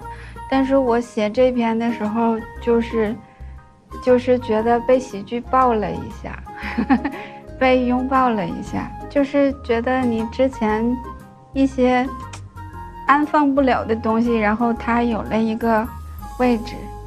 我觉得我们史岩是一个极其可爱的女生，她就是哇塞，好可爱。我上学我就会喜欢这样的女生，我觉得我说话有意思，然后又感觉其实没有在撒娇，但是说话就是在撒娇，然后人长得又可爱，然后又圆乎乎的，我好喜欢这样的女生，我觉得特别美。各位，铁锅炖棒棒糖的最后一位，也是这个赛段的最后一位，让我们掌声欢迎第3赛段最后一位上场的小齐。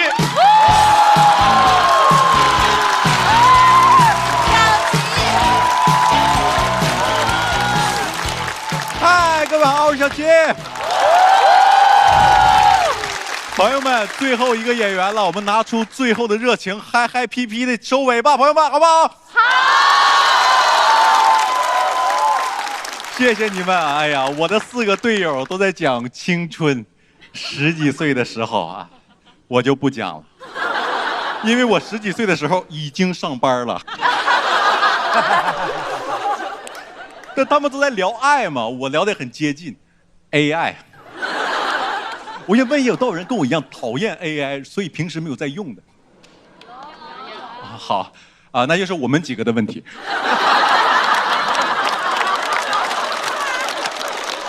我不爱用 AI， 但我一个中专生不爱用 AI， 你知道总有人误会。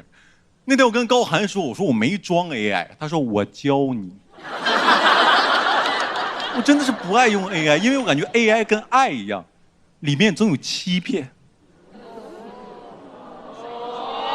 谢谢，可以鼓掌啊！我整点高深的东西不容易啊。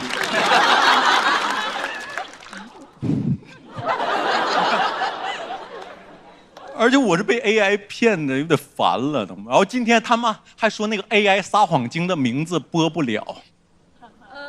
我想让线上的人也知道，所以我今天打算叫他干粮。哦。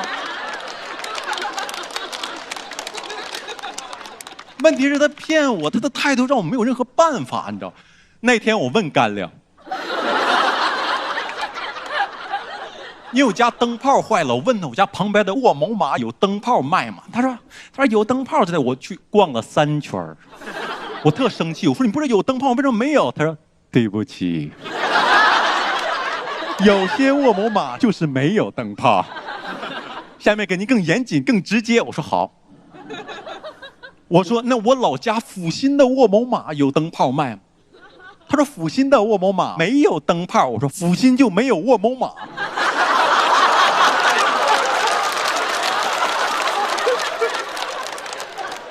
我现在不止讨厌 AI， 我都嫉妒 AI。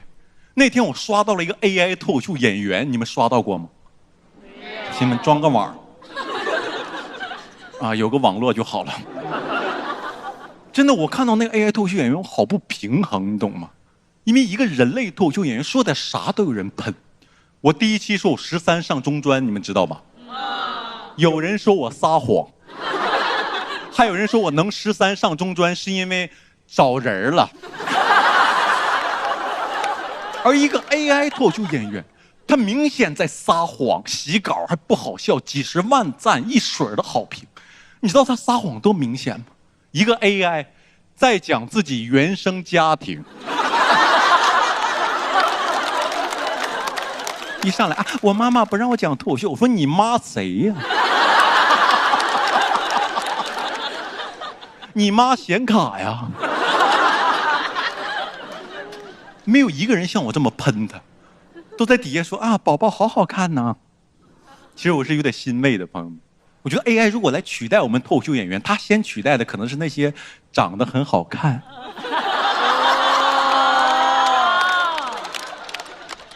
但不怎么幽默的演员。别担心，张俊。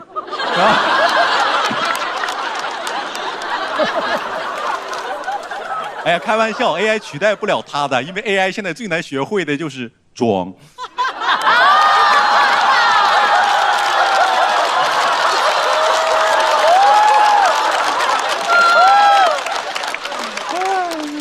我的文化现象。我要创造我的没文化现象啊！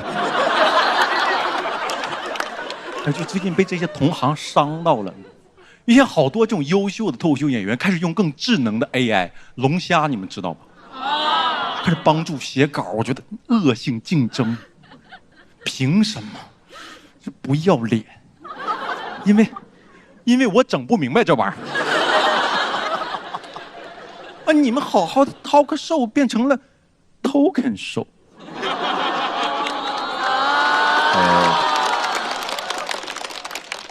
这梗我亲自写的。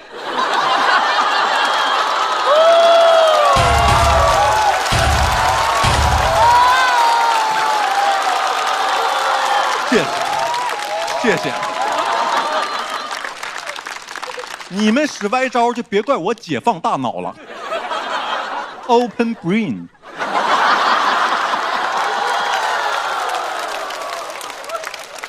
谁不会呀？真烦，因为他们脑子比你聪明，还比你会使用工具。呼兰很早就开始用龙虾了，哎呀，这算不算爆料啊？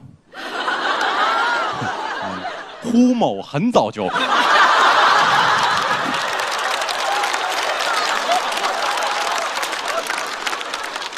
染上了龙虾，而我向他虚心请教，我得到的只有屈辱。那我跟人说，我说哥，那个龙虾它能干啥呀？他，哎，得看你想干啥，想干啥。我当时想干啥干啥嘛。啊，对，如果你想看书的话 ，AI 可以帮你看书。我说 AI 能不能让我想看书？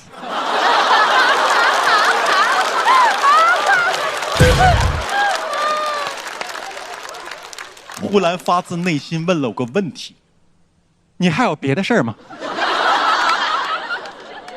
我发现我不止不会用 AI， 我都不会用呼兰。小龙虾整不明白，小浣熊也整不明白。但你知道那种感觉吗？就是呼兰有的东西，我也想有。对，我说的就是大王，然后。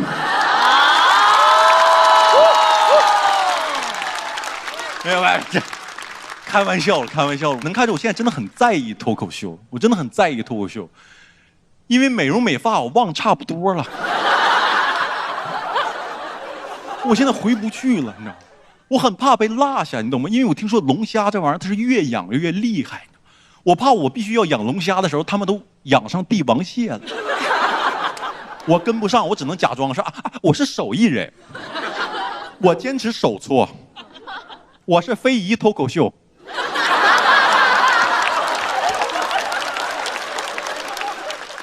他们都养龙虾，就我还是苍蝇，我就啥都手搓。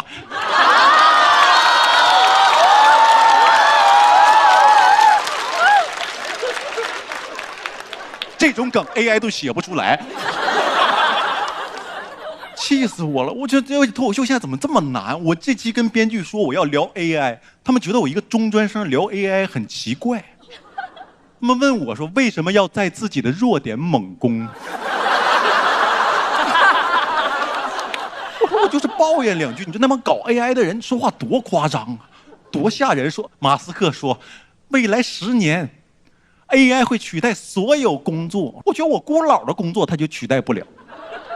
我姑姥的工作是在东北跳大神。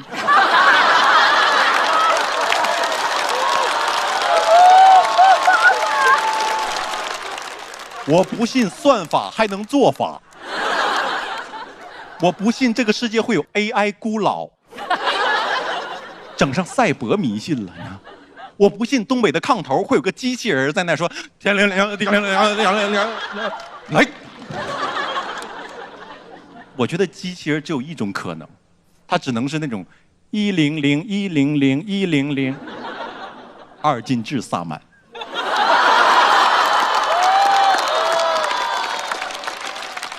我不是反对 AI， 我就是觉得现在 AI 是青春期，你知道吗？青春期我还能说人家两句。我觉得 AI 如果长成大人了，我就希望他大人不计小人过。但我知道现在 AI 是趋势，我也改变不了，因为我奶77了。都开始用 AI 做自媒体了。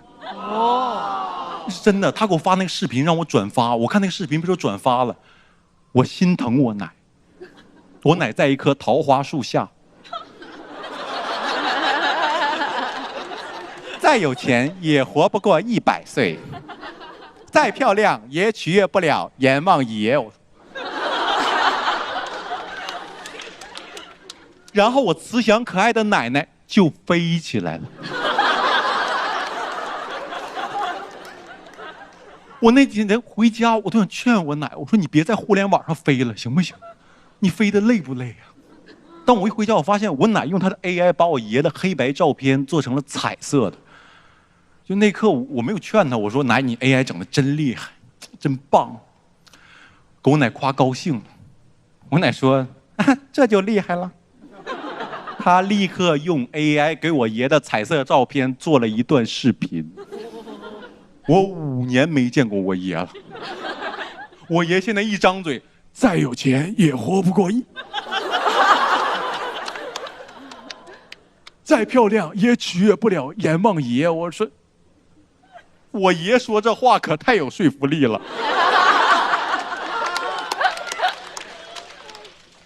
然后我爷就在一棵桃花树下飞起来了。那一刻，我感觉我奶把我爷请回来了。这个世界真有 AI 萨满。谢谢各位小齐。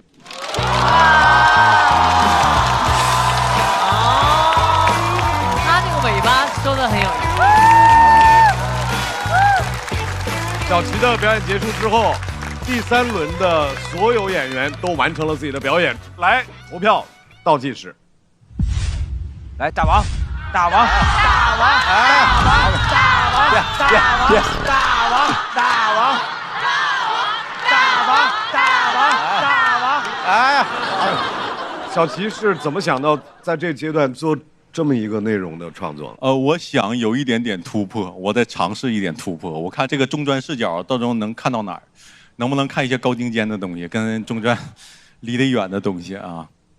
莹姐都已经乐出了，哎，想着。我喜欢小齐，我觉得你刚才说到那个 AI 跳大神，其实那个应该是很好实现的，我觉得。视频那种可以做假的啊。对对对，其实我觉得就是要是先也不要都排斥，就了解了以后，你才可以去掌控它。对，我的结尾其实就是我现在还在使用那个干粮之类的。对，因为我发现这世界肯定是真有 AI 萨满，就是我只能接受它，或者是这个是趋势，我是觉得很认可的啊。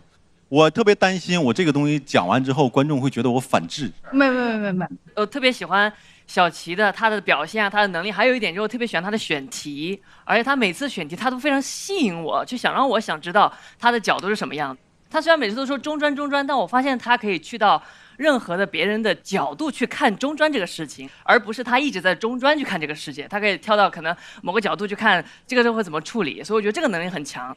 说到跟那个 AI 聊天，我就是最近在网上看到很多人，他们是真心的在跟 AI 交朋友，他们的苦恼啊，他们的所有的情绪啊，身边发生的事情啊，都去跟 AI 软件去聊。在那一刹那，我会觉得我好害怕 AI， 因为 AI 它会不停的去顺从你的话嘛，它会让你开心，然后它会你说的东西，它都会顺着你的去回答。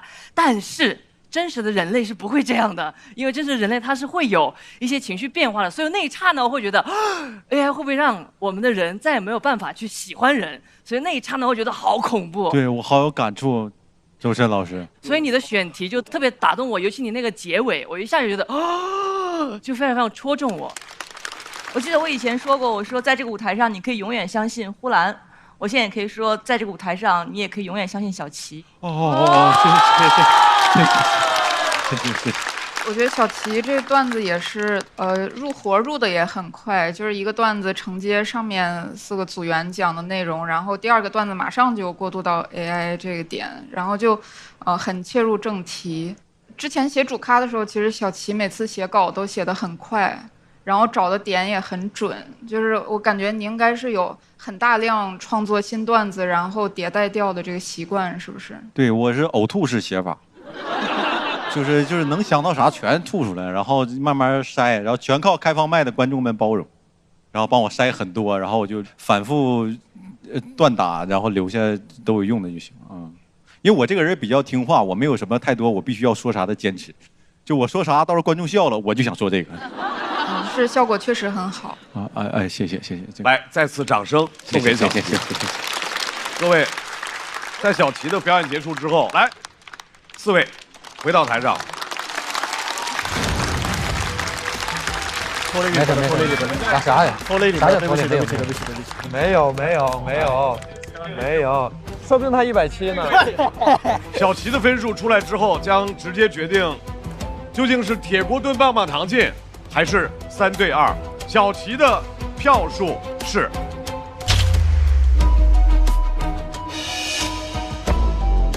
稳了190，肯定190。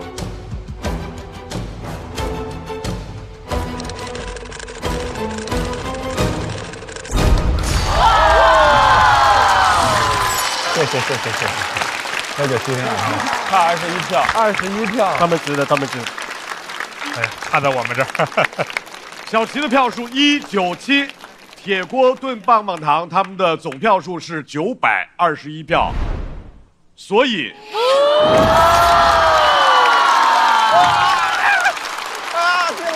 太好了！哇，接管成功！很抱歉，3对2组合，你们将回到待定的位置。恭喜铁锅炖棒棒糖，你们以总分第2的成绩全组进入到下一轮。你别想。再次掌声送给阿赛、风心彤、小齐、瑞、史岩。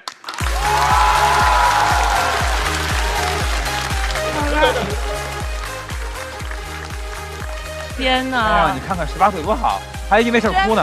你没关系，我也是狗进来的。你本来就可以。我倒计时，我算了，我倒计时。扛住了，进来，扛住了，太累了。嘿，说起太累了。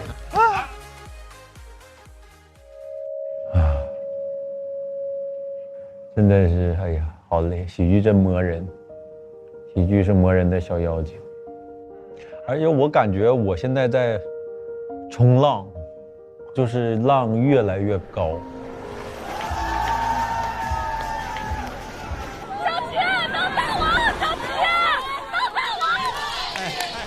好了，谢谢。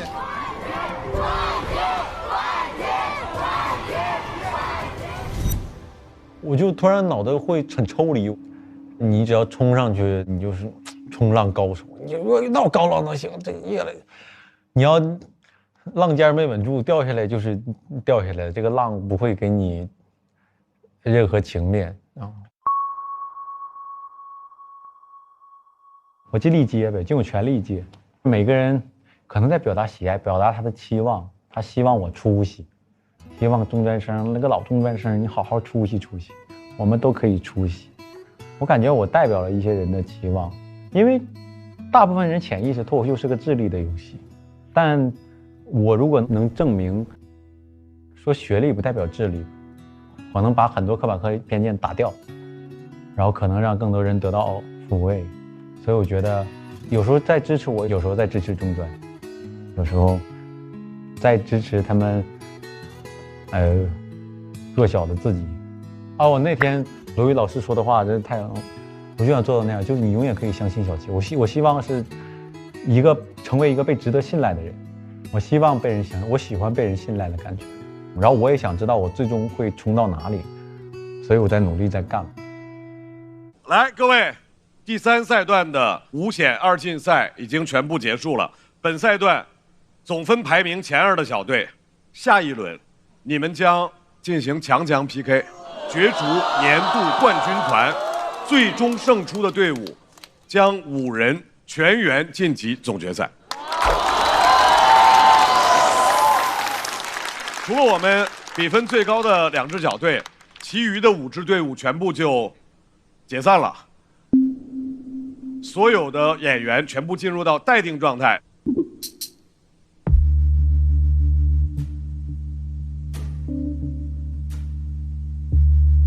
让我们来看一下待定选手的排名情况。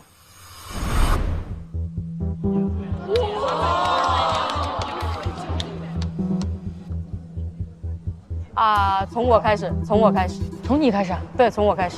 哦，又会出现这样的情况。各位，我突然想到去年块儿哥的状态，因为去年块儿哥也是压线进的级。今天在比赛里面呢，风心彤同学的票数是165票，因为原则上我们是进25，也就是这里面有15位晋级。但是我觉得我们就沿用去年的惯例吧。对。哦，就是高于165的全晋级吧，好不好？好。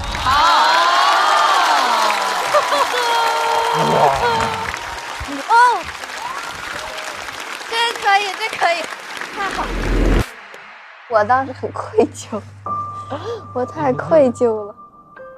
风心彤特别有意思，听说那个他最低票算，然后有2个人因为他进了，他也要开心。哎，我就真的只有从18岁的人能感受到，就眼泪还没流完呢，就太笑了，就是这样。我说你成为了你的偶像，你成为了小块儿，一家人整整齐齐就挺好。其实这个一团大家压力其实都挺大的，我感觉我们这个团队逼出了更好的誓言。史妍姐是比较佛系的一个人。我现在在他身上看到了狼性，你知道吗？就是这，半夜我要报4个开放麦，我都上。我说我才报2，他本身不想整了嘛，他硬整就是也是为了我们那个什么拖家带口的拼了呗，你整呗，就是为了咱那个家把自己家抛弃了，对自己家抛弃了，就反正挺动人的，整出羁绊了，你看。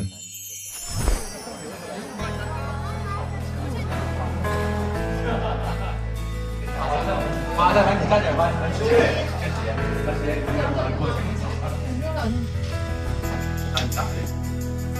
脑瓜子强行在转。哇，我觉得有团队的感觉真好呀！你说我一会儿晚上怎么让王大刀开心点？你为什么总想让别人开心？因为我不想看到他难过。你知道不开心也是有作用的，不开心是一个消化过程，因为每个成年人都有消化的能力，你得相信。好。冯一彤真是傻的可爱，有时候就是那样。我跟他讲了，我说我当然也喜欢音乐，当时我买了220块钱一个吉他，在天天在家瞎弹，我也不知道弹的是什么。到现在，有钱报班或有钱买好的琴了，但我没有时间去学音乐，总感觉被带到了我的一些梦想在身上那种，你知道。我特别希望能帮助到你一些。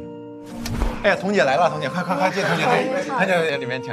我是觉得努力争取你。跟小齐聊挺开心的。小齐在第2轮的时候其实帮我了很多，后面那个铺垫的节奏就会乱一点点，就是会帮我想，觉得我下一篇可以写什么方向会比较好，然后他也一直鼓励我。我也没有骗我，你买那个去补习班。宝宝。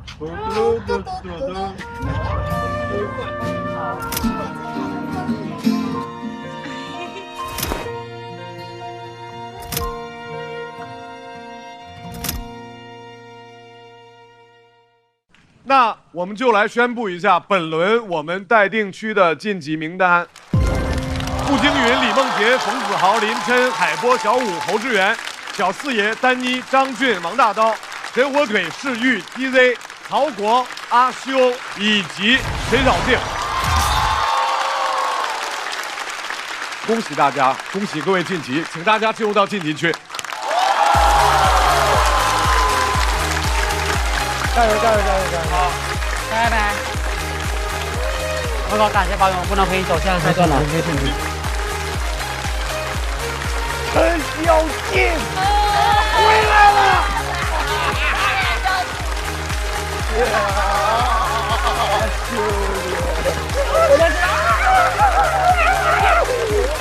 谢谢你啊，所以各位在本赛段将会有8位优秀的演员要离开这个舞台了。我们来看一下他们的名字：岛主、韩大狗、荒岛人气王、翟晓明、小杜、吕博伟、孙熙和白小白。再次感谢各位给我们的舞台带来的精彩的演出。希望各位能够有更多的表演机会，更好的段子创作。希望在今后还能够看到各位带来更多的脱口秀内容。再次掌声送给各位，谢谢谢谢。晋级有实力，经得起大众点评。接下来让我们一起来看本场晋级名单。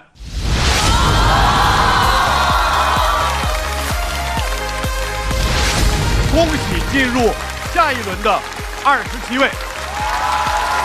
脱口秀和他的朋友们全国巡演已经火热开启，打开效果小程序，参与城市许愿，享优惠看演出，记得为您喜爱的演员拍灯，参与脱友问答，认证脱友身份，优先赢取演出门票和节目录制名额。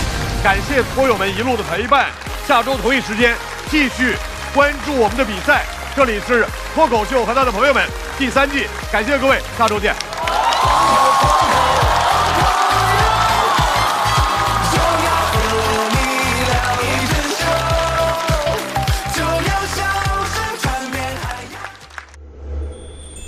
止步3赛段，肯定会有遗憾，是雄心壮志来的，我觉得不该止于此吧。遗憾不能陪我弟弟哥一起走，就是遗憾。新的开始吧，会更有自信的创作一些真正的内容。是2个还蛮有想法、蛮有创作追求的人在做漫才吧。我们还是希望能给观众带来一些不一样的体验。对，收获的还是说，在短时间内写稿子的能力。我希望自己是笑着完成每一场的。今年我实现了一个突破，现在有了新的动力，是创造出更多更好的作品带给大家。我觉得会有遗憾，但是我就是想讲我父亲。也算是很圆满、很满足。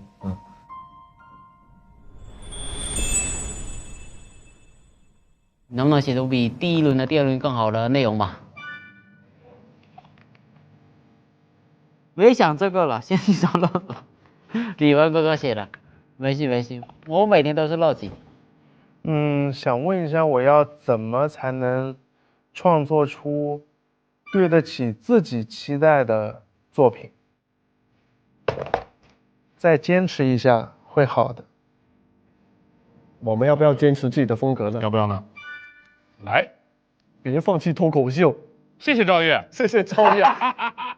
马上我就要开始我新的一个挑战了，就是我要开巡演演唱会了，能不能顺利成功？哎，这冥冥之中是天意啊！他们开他们的那个线下脱口秀，我开我的演唱会去吧。真正的我会被大家喜欢吗？别放弃脱口秀，赵越。在我把自己扔出去之后，观众会接住我吗？做你想做的哦，欣姐的，欣姐说对，做我想做的。我能不能干一辈子脱口秀？你觉得这个问题很幽默吗？曹国，我诅咒你后半边脑的头发也掉光。我觉得这个还挺应景的，幽默，就幽默一辈子。我奶最近总说啊，给你也做一个飞起来的彩照吧，让你事业飞黄腾达。我说奶，咱不能总这么飞吧？他说你懂个啥？我吃过的盐比你吃过的饭都多。我说以前是以前，现在可不能吃这么多盐了。我奶又问了，说那盐少了味道还能好吗？我说那是他们没用海天薄盐，海天薄盐减掉30%的盐，颜值下降，但也能鲜味爆表，真正做到减盐不减鲜，美味又健康。我奶还问说大孙儿，你刚才说啥盐？爱你无需多言。快乐不整虚的，咱的评价都是真的。感谢帮我们发现好去处的大众点评冠名播出。番茄是个宝，茄皇错不了。感谢约1颗阳光番茄在里面的茄皇联合赞助播出。颜值7克，鲜满10分。感谢颜值下降但鲜味爆表的海天薄盐特约赞助播出。烟火气氛正好，可口可乐不能少。感谢一口畅爽，烧烤更有烟火气的可口可乐赞助播出。体质不掉线，脑力不断电。感谢真心守护宝宝成长的美赞臣蓝针赞助播出。快乐信号满格，冲浪一路丝滑。感谢我的网络好搭子中国移动赞助播出。咔嚓咔嚓，一起脆翻天。本节目由美味酥脆、有料有趣的雀巢脆脆鲨赞助播出。双团出战，正式开始。获胜的这个小队将成为今年的年度冠军团。晚上12点的猪蹄太香了，手心手背都是肉啊！求你了，吃一口嘛，吃一口，吃一口，吃一口。谁是乖宝啊？谁是啊？我肚子揍我一身吧！发出来太肉麻了，就只好讽刺一下。一直上班就是一直舒适。说哎呀哎呀，我不走。你的好女婿他来了，妈，我俩太不公平，爱和恨都由你操纵。原那场浓墨重彩的载入脱口秀的历史。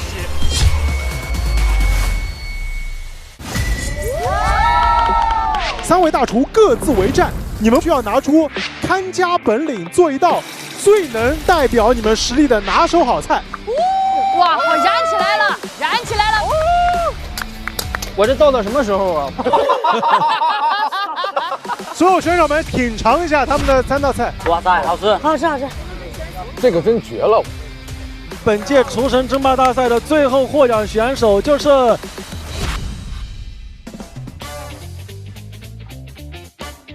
你曾经出于什么原因和某个朋友渐行渐远？我天，这个好难回答。你觉得谁欠你的？谁欠你的？你们两个在创作的过程中，难道没有你不爽他的什么点吗？怎么变成这种挑拨离间采访？是不是？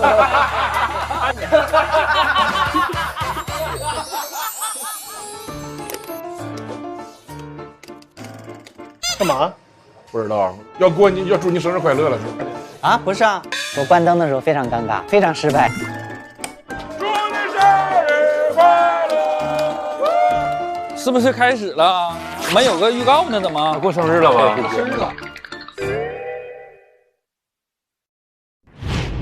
哇！吃烧烤了！烧烤了！可好开心啊！这次吃真烧烤。今天呢是一个运气饭局，能吃几分饱是有一些运气成分在的。那咱们就开始吧。好，15是单数还是双数？是单数。150呢？274。狗哥笑了，狗哥已经笑了。我没笑，我只是天生嘴角上扬。阿修是几啊？阿修在12。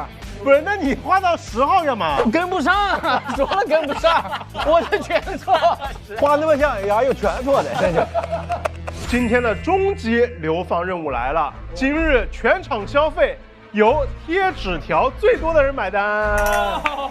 我先走了啊，这是他那个没吃2粒小龙虾能退了不？我也没咋吃，我只喝了可乐。摆在我面前一个葵花宝典，我都会练。这是一个脱口秀大王上不来的节目。我感觉自己过时了。我突然间感受台下观众也太年轻了啊！我之前去比赛的时候没有这种感受。成功者的故事总是有人传颂，失败者的心声却没有人诉说。和我一起探究这些被淘汰者的失败故事吧。我在上春晚之前我就知道我未来会卡住，但我还是想要往上爬。我的设置代码就是一直得赢。我的思想钢印就是给你妈争口气，对不对啊？让他们给大家传授一下他们迷人的失败学经验，怎么样失败的精彩，失败的理直气壮。让我们一起来看看他们离场之后的故事吧。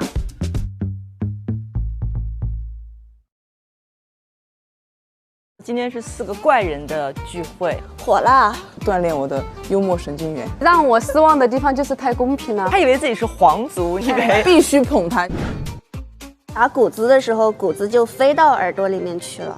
它以我的身体来作为养分，生根发芽。我甚至还被那个泥石流淹过车。当记者的时候，我还被挟持做过人质。我都想给你跪下了，现在你太神奇了。小的时候还是会觉得父母的情绪真的就是天大的事儿。一个家庭的分崩离析对小孩是有巨大的影响的，这是我切身的经历。我不会去通过别人怎么对我来去影响我自己的生活。生活的本质其实是需要如此的。你需要非常清晰地知道自己我要什么。我们家里没有什么好继承，但是我觉得我继承了最好的东西。快乐不整虚的，咱的评价都是真的。感谢帮我们发现好去处的大众点评冠名播出。番茄是个宝，茄皇错不了。感谢约1颗阳光番茄在里面的茄皇联合赞助播出。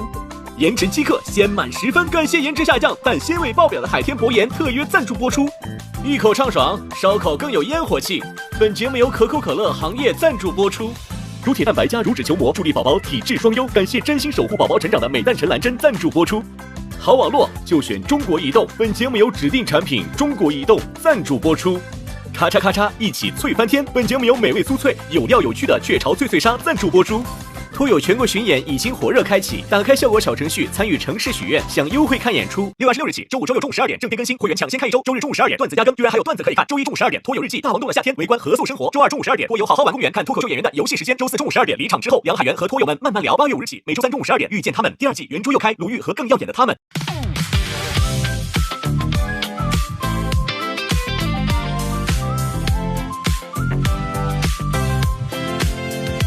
你又带着冷笑话出现，幸好只有我懂你的笑点，不用解释，一个眼神到位，不用装完美，做自己才最宝贵。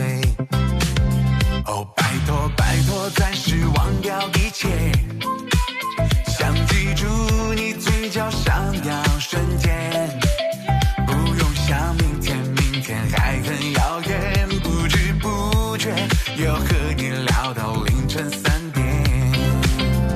哦，烦恼往外跑，今夜有你们真好，这是我们的约定，祝你今夜过得开心，就要朋友朋友哦朋友，就要和你聊一整宿，就要笑声传遍海洋和银河，就要快乐快乐快乐，就要朋友朋友哦朋友，就要感受此时此刻，就要和你一起躺在沙发高歌，就要快乐快乐快乐。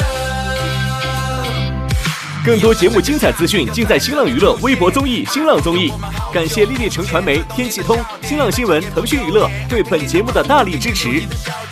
感谢指定问答社区知乎的大力支持。上知乎参与托友3问题讨论，参与知乎剧综圈子活动，解锁惊喜好礼。感谢独家播客合作平台小宇宙。想继续听脱口秀演员们台前幕后的真实故事，上小宇宙 APP 搜索托友3特别企划，一起听见喜剧人的唠友局。感谢脱口秀和他的朋友圈水果汤泉对本节目的大力支持。聊一整